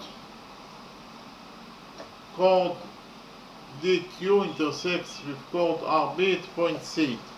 Chord DQ intersects with chord RB at point C. Point C is the point of intersection between those two chords. So according to rule number 4, RC times BC equals to DC times CQ. RC times BC equals to DC times CQ. Okay, so RC is the missing line segment, so I will leave it as it is. BC equals to 8 units. DC equals to 6 units. And CQ equals to 16 over 3 units. Okay, so in total we got that RC times 8 units equals to 6 times 16 over 3. 6 over 3 equals to 2, so I write it down.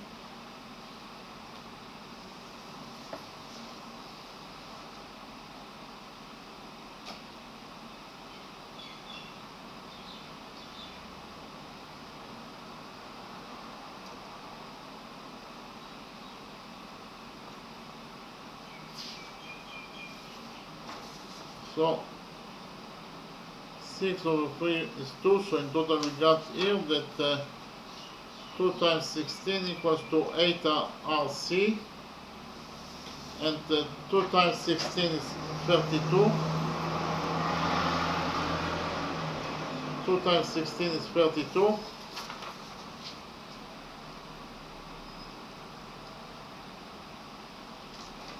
So we got that 32 equals to 8 RC equals to 32. We divide this equation by 8 in order to get out the value of RC. RC equals to 4 units.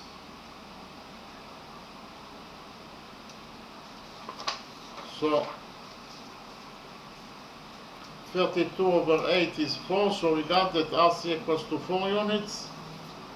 So we can write here that line segment RC equals to 4 units,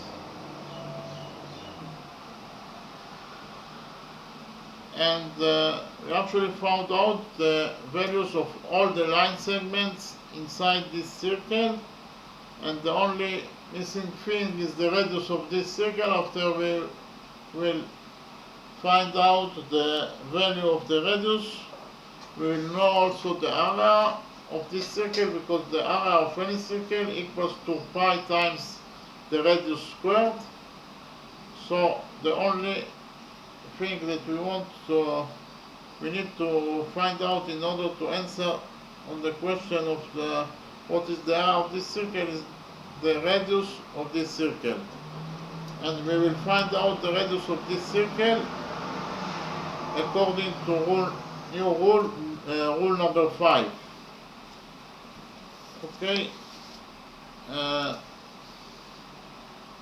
Rule number 5 states that if two chords are intersecting at 90 degrees, we have chord AB that intersects with chord CD, chord AB intersects with chord CD at 90 degrees.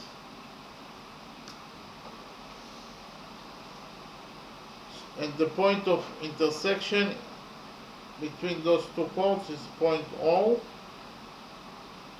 and they intersect with each other. They create with, at the point of intersection, 90 degrees. So according to rule number 5, 4 times R square equals to AO square plus BO square plus CO square plus DO square. 4 times R is the radius of this circle. 4 times R square equals to AO square plus BO square plus CO square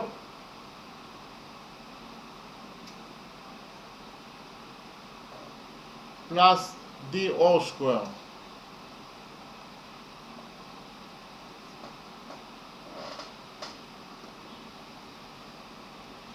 Okay, if two lines are intersecting with each other at 90 degrees and the point of intersection is at point O, then the following equality is true. 4 times the radius of this circle squared equals to AO square plus BO square plus CO square plus DO square. Okay, so I write down rule number 5. Rule number 5 states that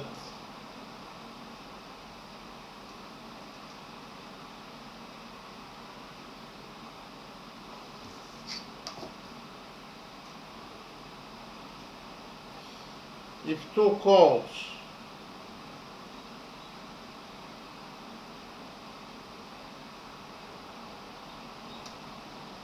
are intersecting each other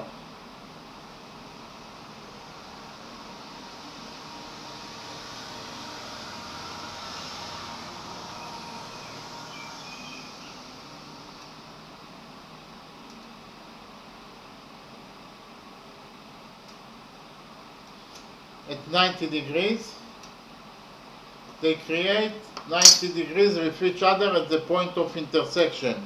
Actually, all the angles, all the 4 angles in this, in the point of intersection, point O, equals to 90 degrees. At 90 degrees, at point O, point O is the point of intersection between those two chords. Then the following equality is true.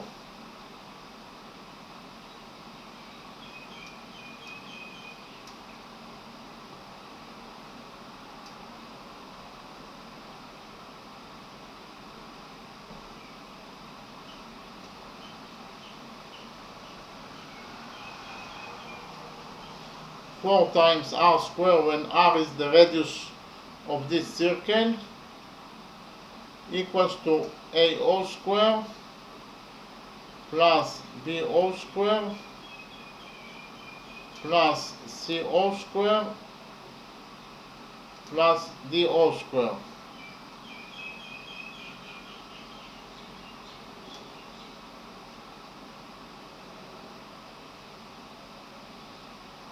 Okay, so I'll read rule number 5 again. If two chords, chord A, B and chord C, D, so I'll add here chords A, B, C, D. Okay, if two chords A, B and C, D are intersecting each other at 90 degrees, so at the point of intersection, point O, they create 90 degrees with each other. Or in other words, actually all the angles, all the four angles at the point of intersection at point O equals to 90 degrees. And the point of intersection is point O, at point O, then the following equality is true. That 4 times the radius of the circle squared equals to AO squared plus BO squared plus CO squared plus DO squared. So 4 times the radius of this circle squared equals to AO squared plus BO squared plus CO squared plus DO squared. Okay, so actually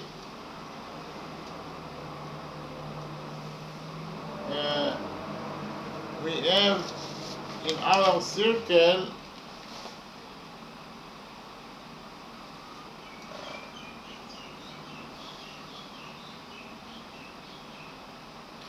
angle BCD equals to 90 degrees. It is given us in the question, angle BCD, this angle equals to 90 degrees. So we actually have chord RB intersects with chord DQ at 90 degrees. I will write it down. Chord RB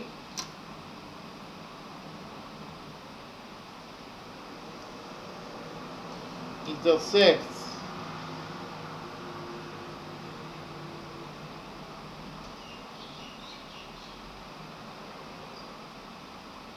with chord RB intersects with chord DQ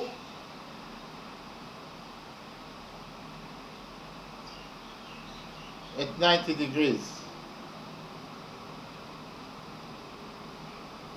All the angles at point C, we have 4 angles and all the angles are equals to 90 degrees, and the point of intersection is point C.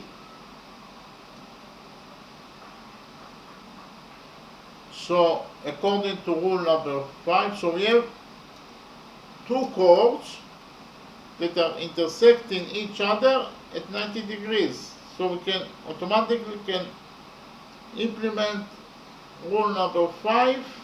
Whenever you have two chords that are intersecting each other at 90 degrees, you can implement rule number 5 on that circle. So we have here two chords that are intersecting each other at 90 degrees. Chord DQ intersects with chord RB at 90 degrees. So we can automatically implement on this circle rule number 5. So according to rule number 5,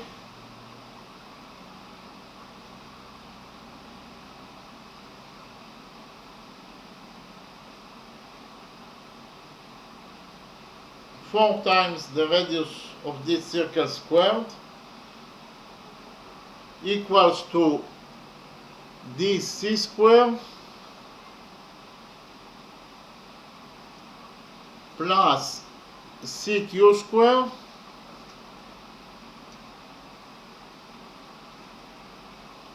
plus BC squared plus RC squared.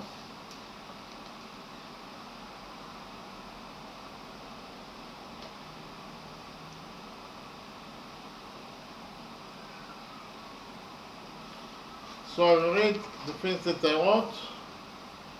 Chord RB intersects with chord DQ at 90 degrees. Chord RB intersects with chord DQ at 90 degrees. All the angles here are 90 degrees and the point of intersection. So according to rule number 5, we have two chords that are intersecting each other at 90 degrees, so we can automatically implement rule number 5 in this circle. According to rule number 5, 4 times r squared equals to dc squared plus 6q squared plus bc squared plus rc squared. Okay, 4 times r squared equals to dc squared plus 6q squared plus dc squared plus bc squared plus bq squared. 1 minute, dc squared plus cq squared plus bc squared plus rc squared. Here, dc squared plus cq squared plus bc squared plus rc squared equals to 4 times the radius squared. Okay, so we have 4 times the radius squared equals to dc equals to 6, so dc squared is 36 plus cq is 16 over 3. 16 over 3 is 5 thirds. 5 thirds square is 28.444 plus bc square. Bc equals to 8. Bc square is 8 square. 8 square is 64 plus rc square. Rc equals to 4, so 4 square is 16. So in total we got that 4 times r square equals to 36 plus 28.444 plus 64 plus 16. 36 plus 64 is 100. 100 plus 16 is 116. And 116 plus 28.444 equals to 144.444. Okay, so in total we got that 4 times r squared equals to 144.444. Okay,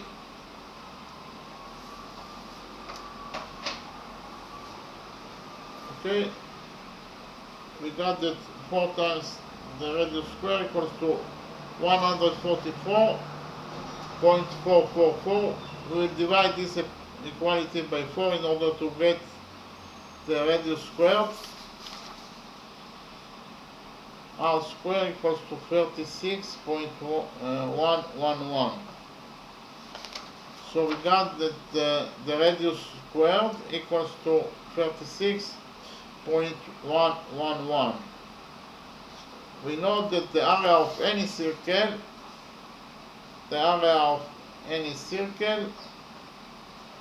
equals to pi times the radius squared. Okay, this is the formula for the area of any circle. It is pi times the radius squared. We know that the radius squared equals to 36.111, so the area of the circle will be equal to pi times the radius squared. The radius squared equals to 36.111 units. So it is actually A equals to pi times 36.111 square units.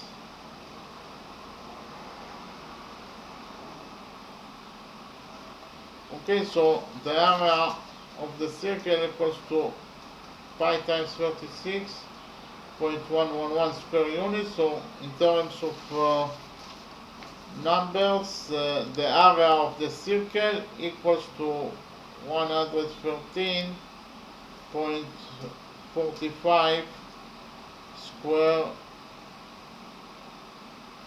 units. Okay,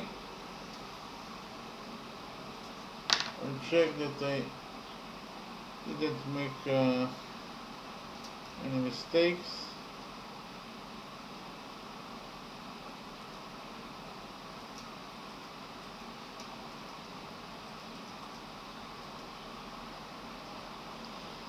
Okay, so the area of this circle equals to 113.45 square units. Again, the area of this circle equals to 113.45 square units. Okay, so now I will summarize the lecture. Actually, we wanted to find out the area of this circle, and in order to find out the area of the circle, we first of all must to define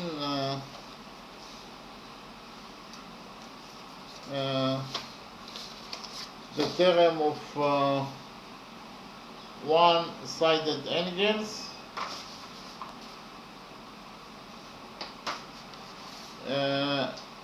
Before that, we have a circle, and inside the circle we have a shape, and two angles of this shape equals to 90 degrees. This is a right angle and this is a right angle, and we know that the side AD of this circle is 4 units, side DC of the side AD of the shape inside the circle is 4 units, side DC is 6 units, and side BC of this shape equals to 8 units, and we want to find out the area of this circle. Okay, and first of all we must define the term of one-sided angle.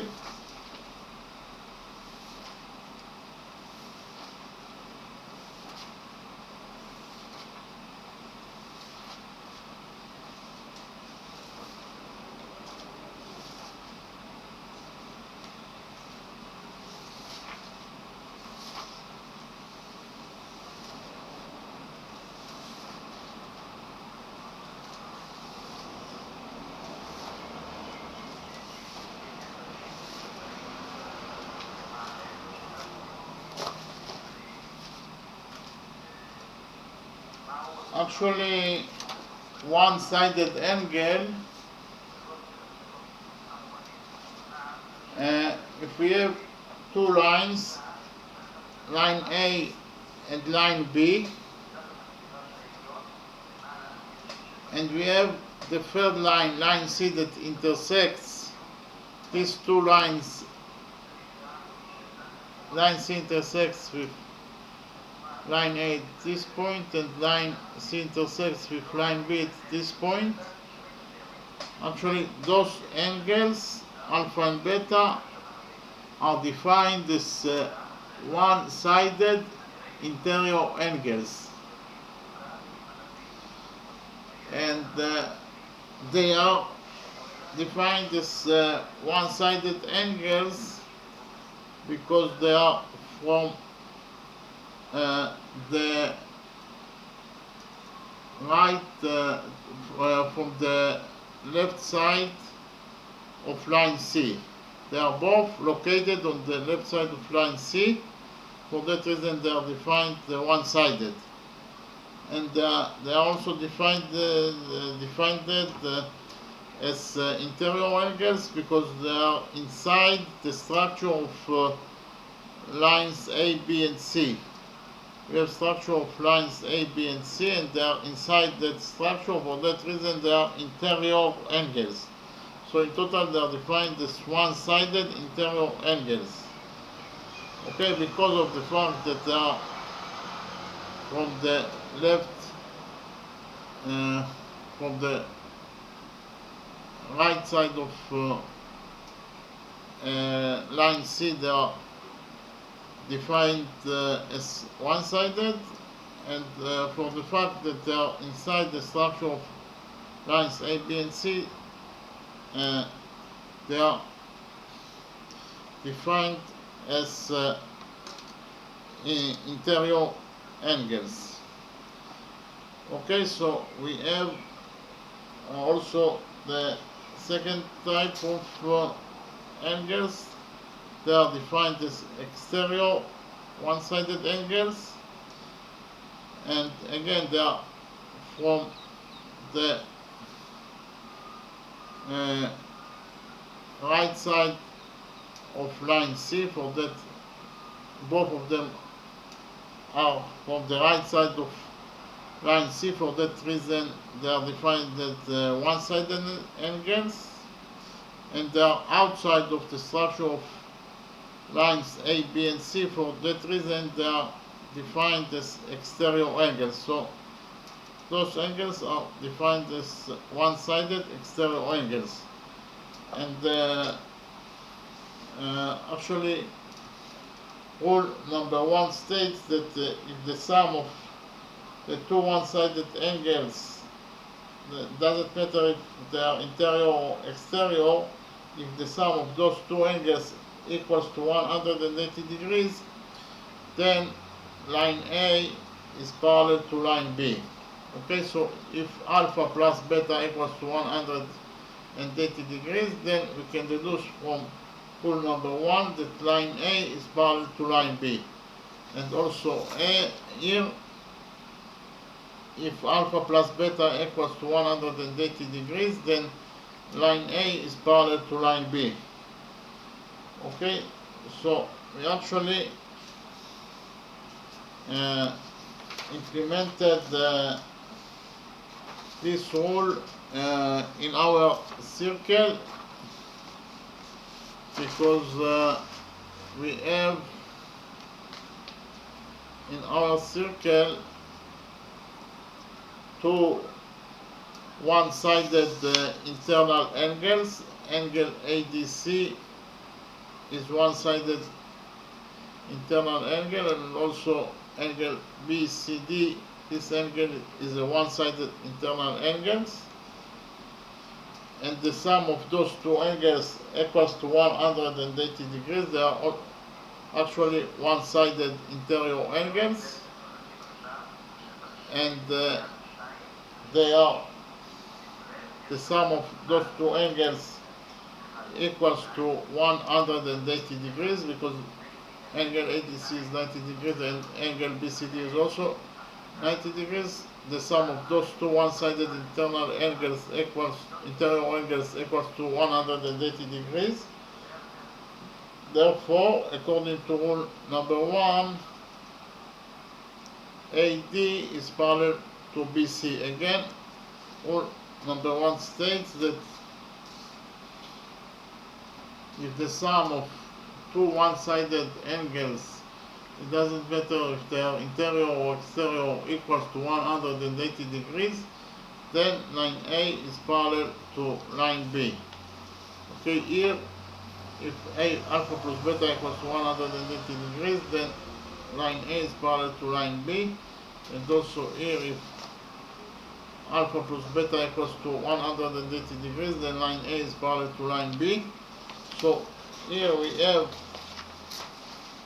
two angles, two one-sided interior angles, that the sum of them equals to 180 degrees. Therefore, line segment AD is parallel to line segment BC. Okay, so, and then we actually connected the points A and C by a straight line, and we also connected points D and B by a straight line, and we created two triangles in the green color, and we actually proved that three angles of this green big triangle are equal to all the angles in this green triangle. Actually, angle BOC equals to angle DOA. Those two angles are equal to each other because they are vertex angles. Okay, whenever you have two lines that are intersecting each other, then at the point of intersection they create four angles, angle 1, 2, 3, 4, and actually angle 1 and 3 are defined as vertex angles and they are equal to each other, and also angles 2 and 4 are defined as vertex angles, and according to rule number 2 they are equal to each other. So actually rule number 2 states that vertex angles are equal to each other. Actually, if we have two vertex angles, alpha and beta are vertex angles, so according to rule number 2 they are equal to each other, and the other types of two vertex angles are these angles are also vertex angles, and according to rule number 2 they are equal to each other. So actually those two angles, angle BOC and angle AOD, are vertex angles, and according to rule number 2 they are equal to each other. So angle AOD equals to angle BDC because they are vertex angles, and according to rule number 2 vertex angles are equal to each other.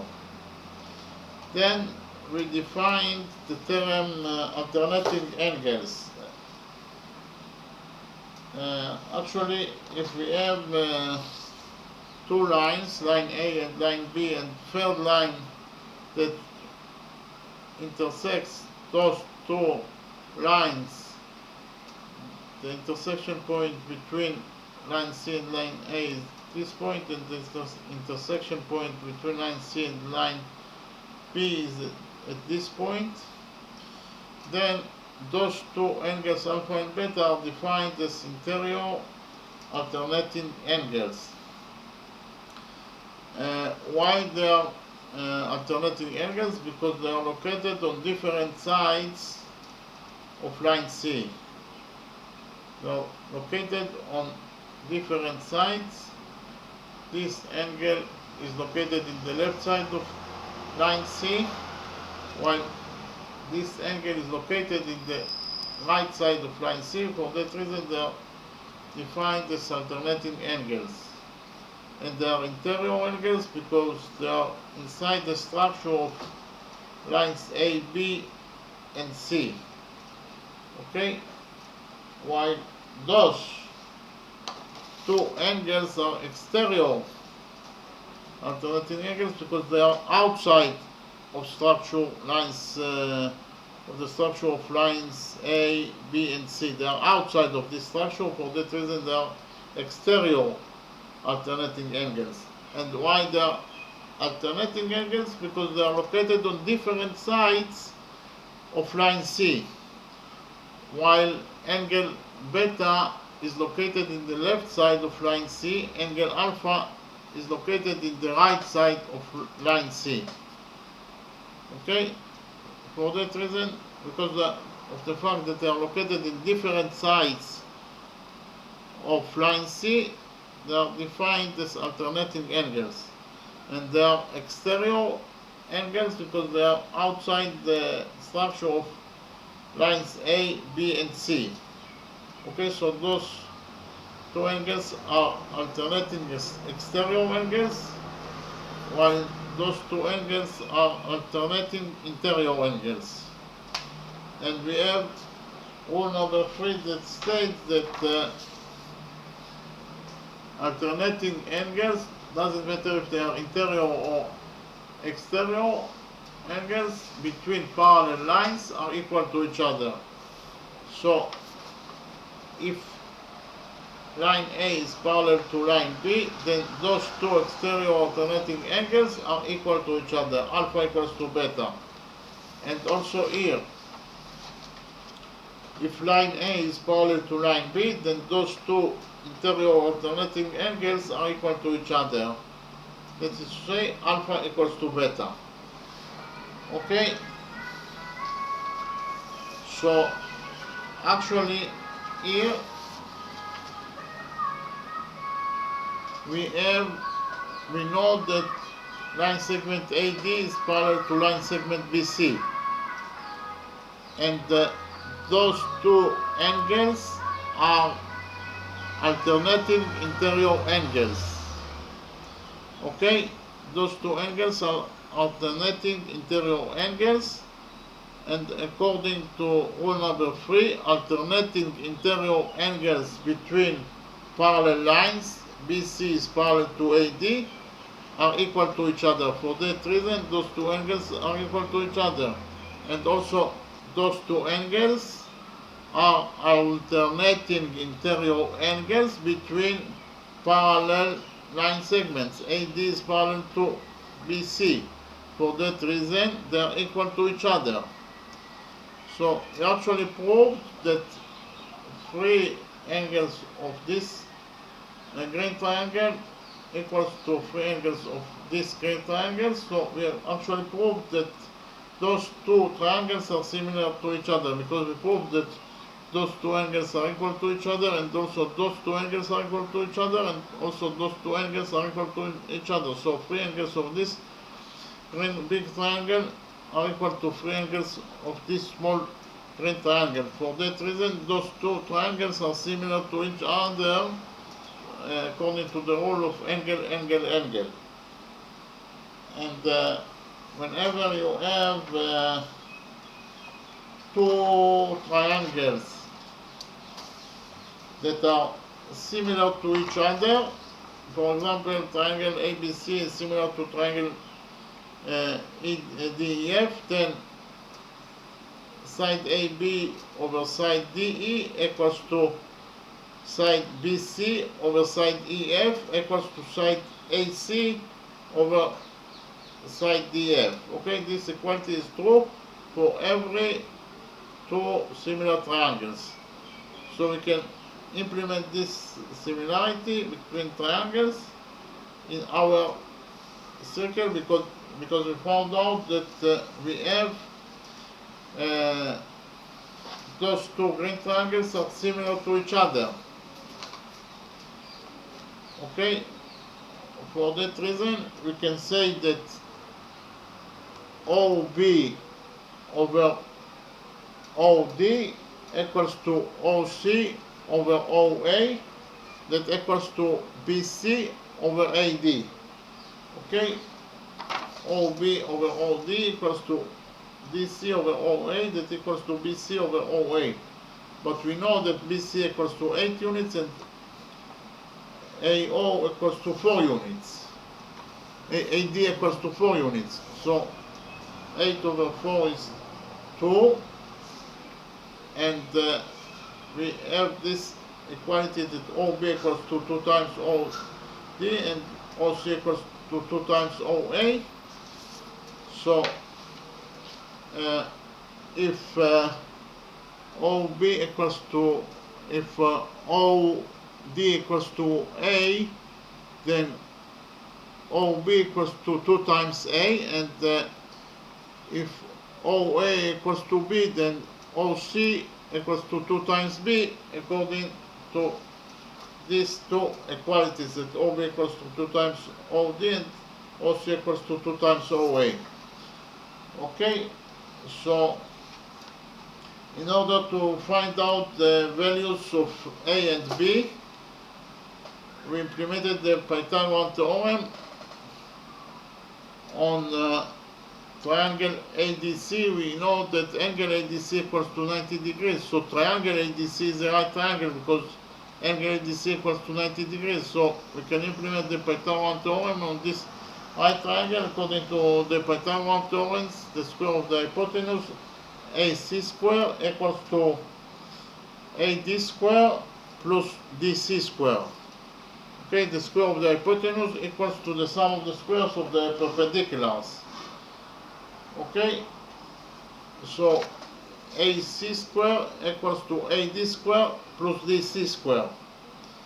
Okay, we actually know the sides of all. We know that AD equals to 4 units, DC equals to 6 units, and actually DB or AC equals to 3B. AC equals to 3B, and we know that AD is 4 units and DC is 6 units. So B is the only missing variable. We solved this simple equation and we found out that B equals to 2 over 3 times root 13. Well, so if B equals to 2 over 3 times root 13, then 2 times B equals to 4 over 3 times root 13. Okay? And then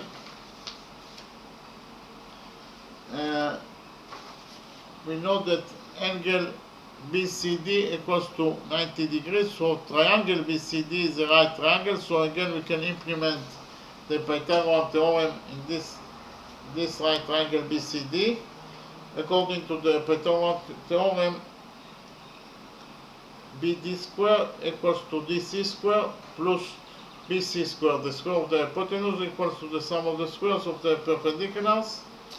Okay, DB square equals to DC square plus BC square. We know that DB equals to 2A plus A, DB equals to 3A, and we know that this BC equals to 8 units, while DC equals to 6 units. So we put the data inside this equation. The only missing variable is the hypotenuse that equals to 3A. So before we solved this equation, we found out that A equals to 10 over 3 units, while 2 times A equals to 20 over 3 units. Okay?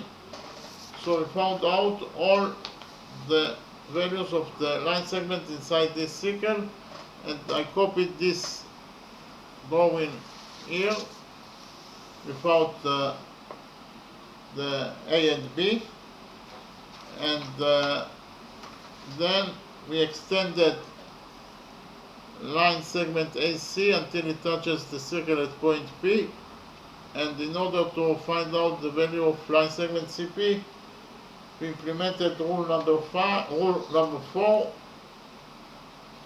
that states that if two chords AB and CD are intersecting each other at point O, then the following equality is true. AO times BO equals to CO times OD.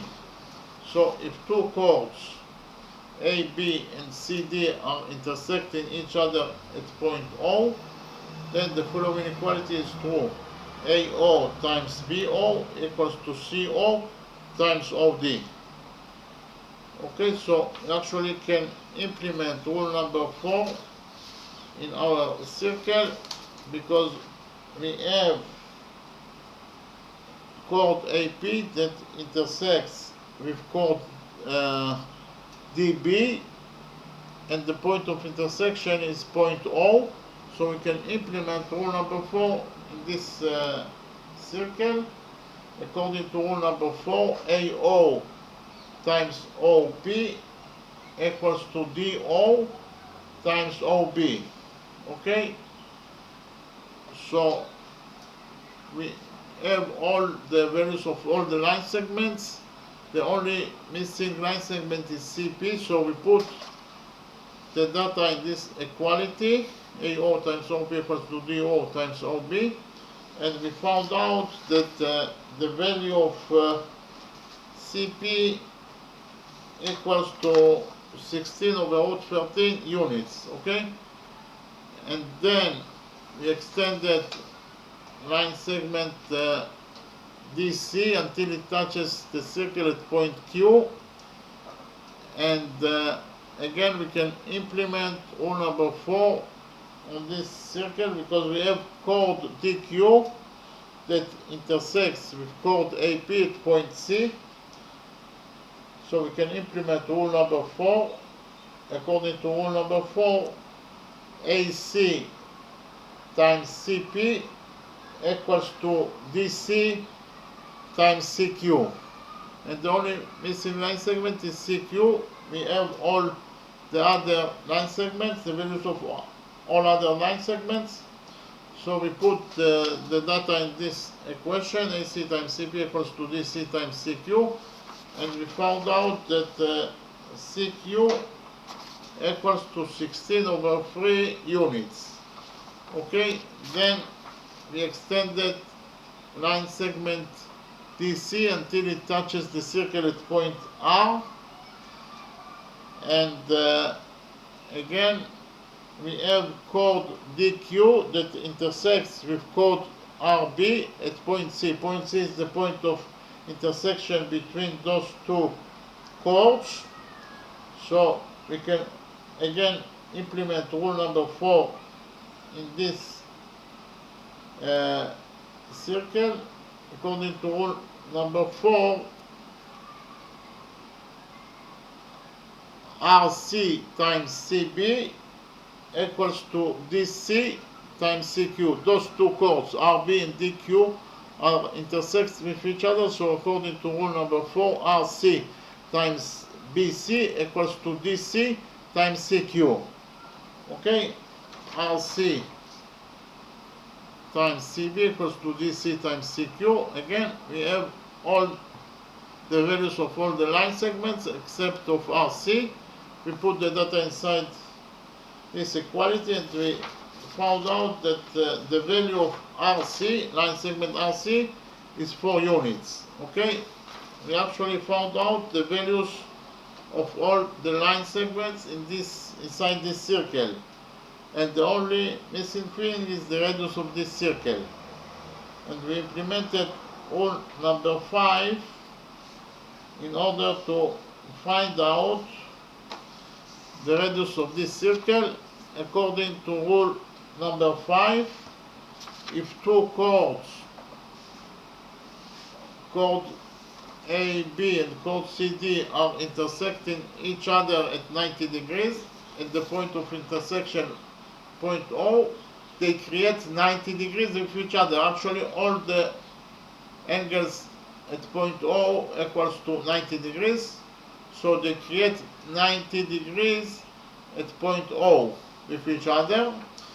So if this is the reality, then we can implement rule number 5 that states that the following equality is true.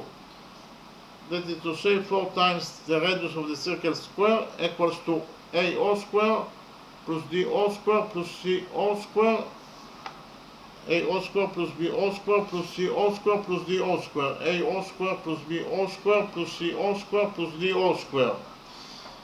Okay, and again, we actually have, we know that angle BCD is a right angle, it equals to 90 degrees, so actually all the angles at point C are 90 degrees. So actually chord RB intersects with chord DQ, chord RB intersects with chord DQ at 90 degrees. At the point of intersection between those two chords is point C, so we can implement rule number 5 whenever we have two chords that are intersecting each other at 90 degrees. And here, chord DQ intersects with chord RB at 90 degrees, so we can implement rule number 5 that states that 4 times the radius square equals to DC square plus CQ square plus BC square plus RC square.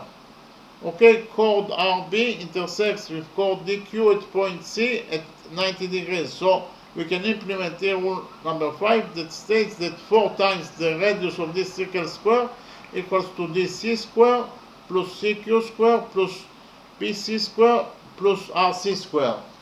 Okay, 4 times the radius square equals to dc square plus 6q square plus bc square plus rc square. And we know all the values of all the line segments here, so we put the data in this equality, and we found out that r squared equals to 36.111. But the area of any circle in the world equals to pi times the radius squared. And we have the value of r squared, so the area of this circle will be equal to pi times the radius square of this circle, and the radius square of this circle is 36.111, so the area of this circle will be equal to pi times 36.111 square units. So the area of this circle in terms of numbers equals to 113.45 square units. Again, the area of this circle equals to 113.45 square units. Okay, thank you very much.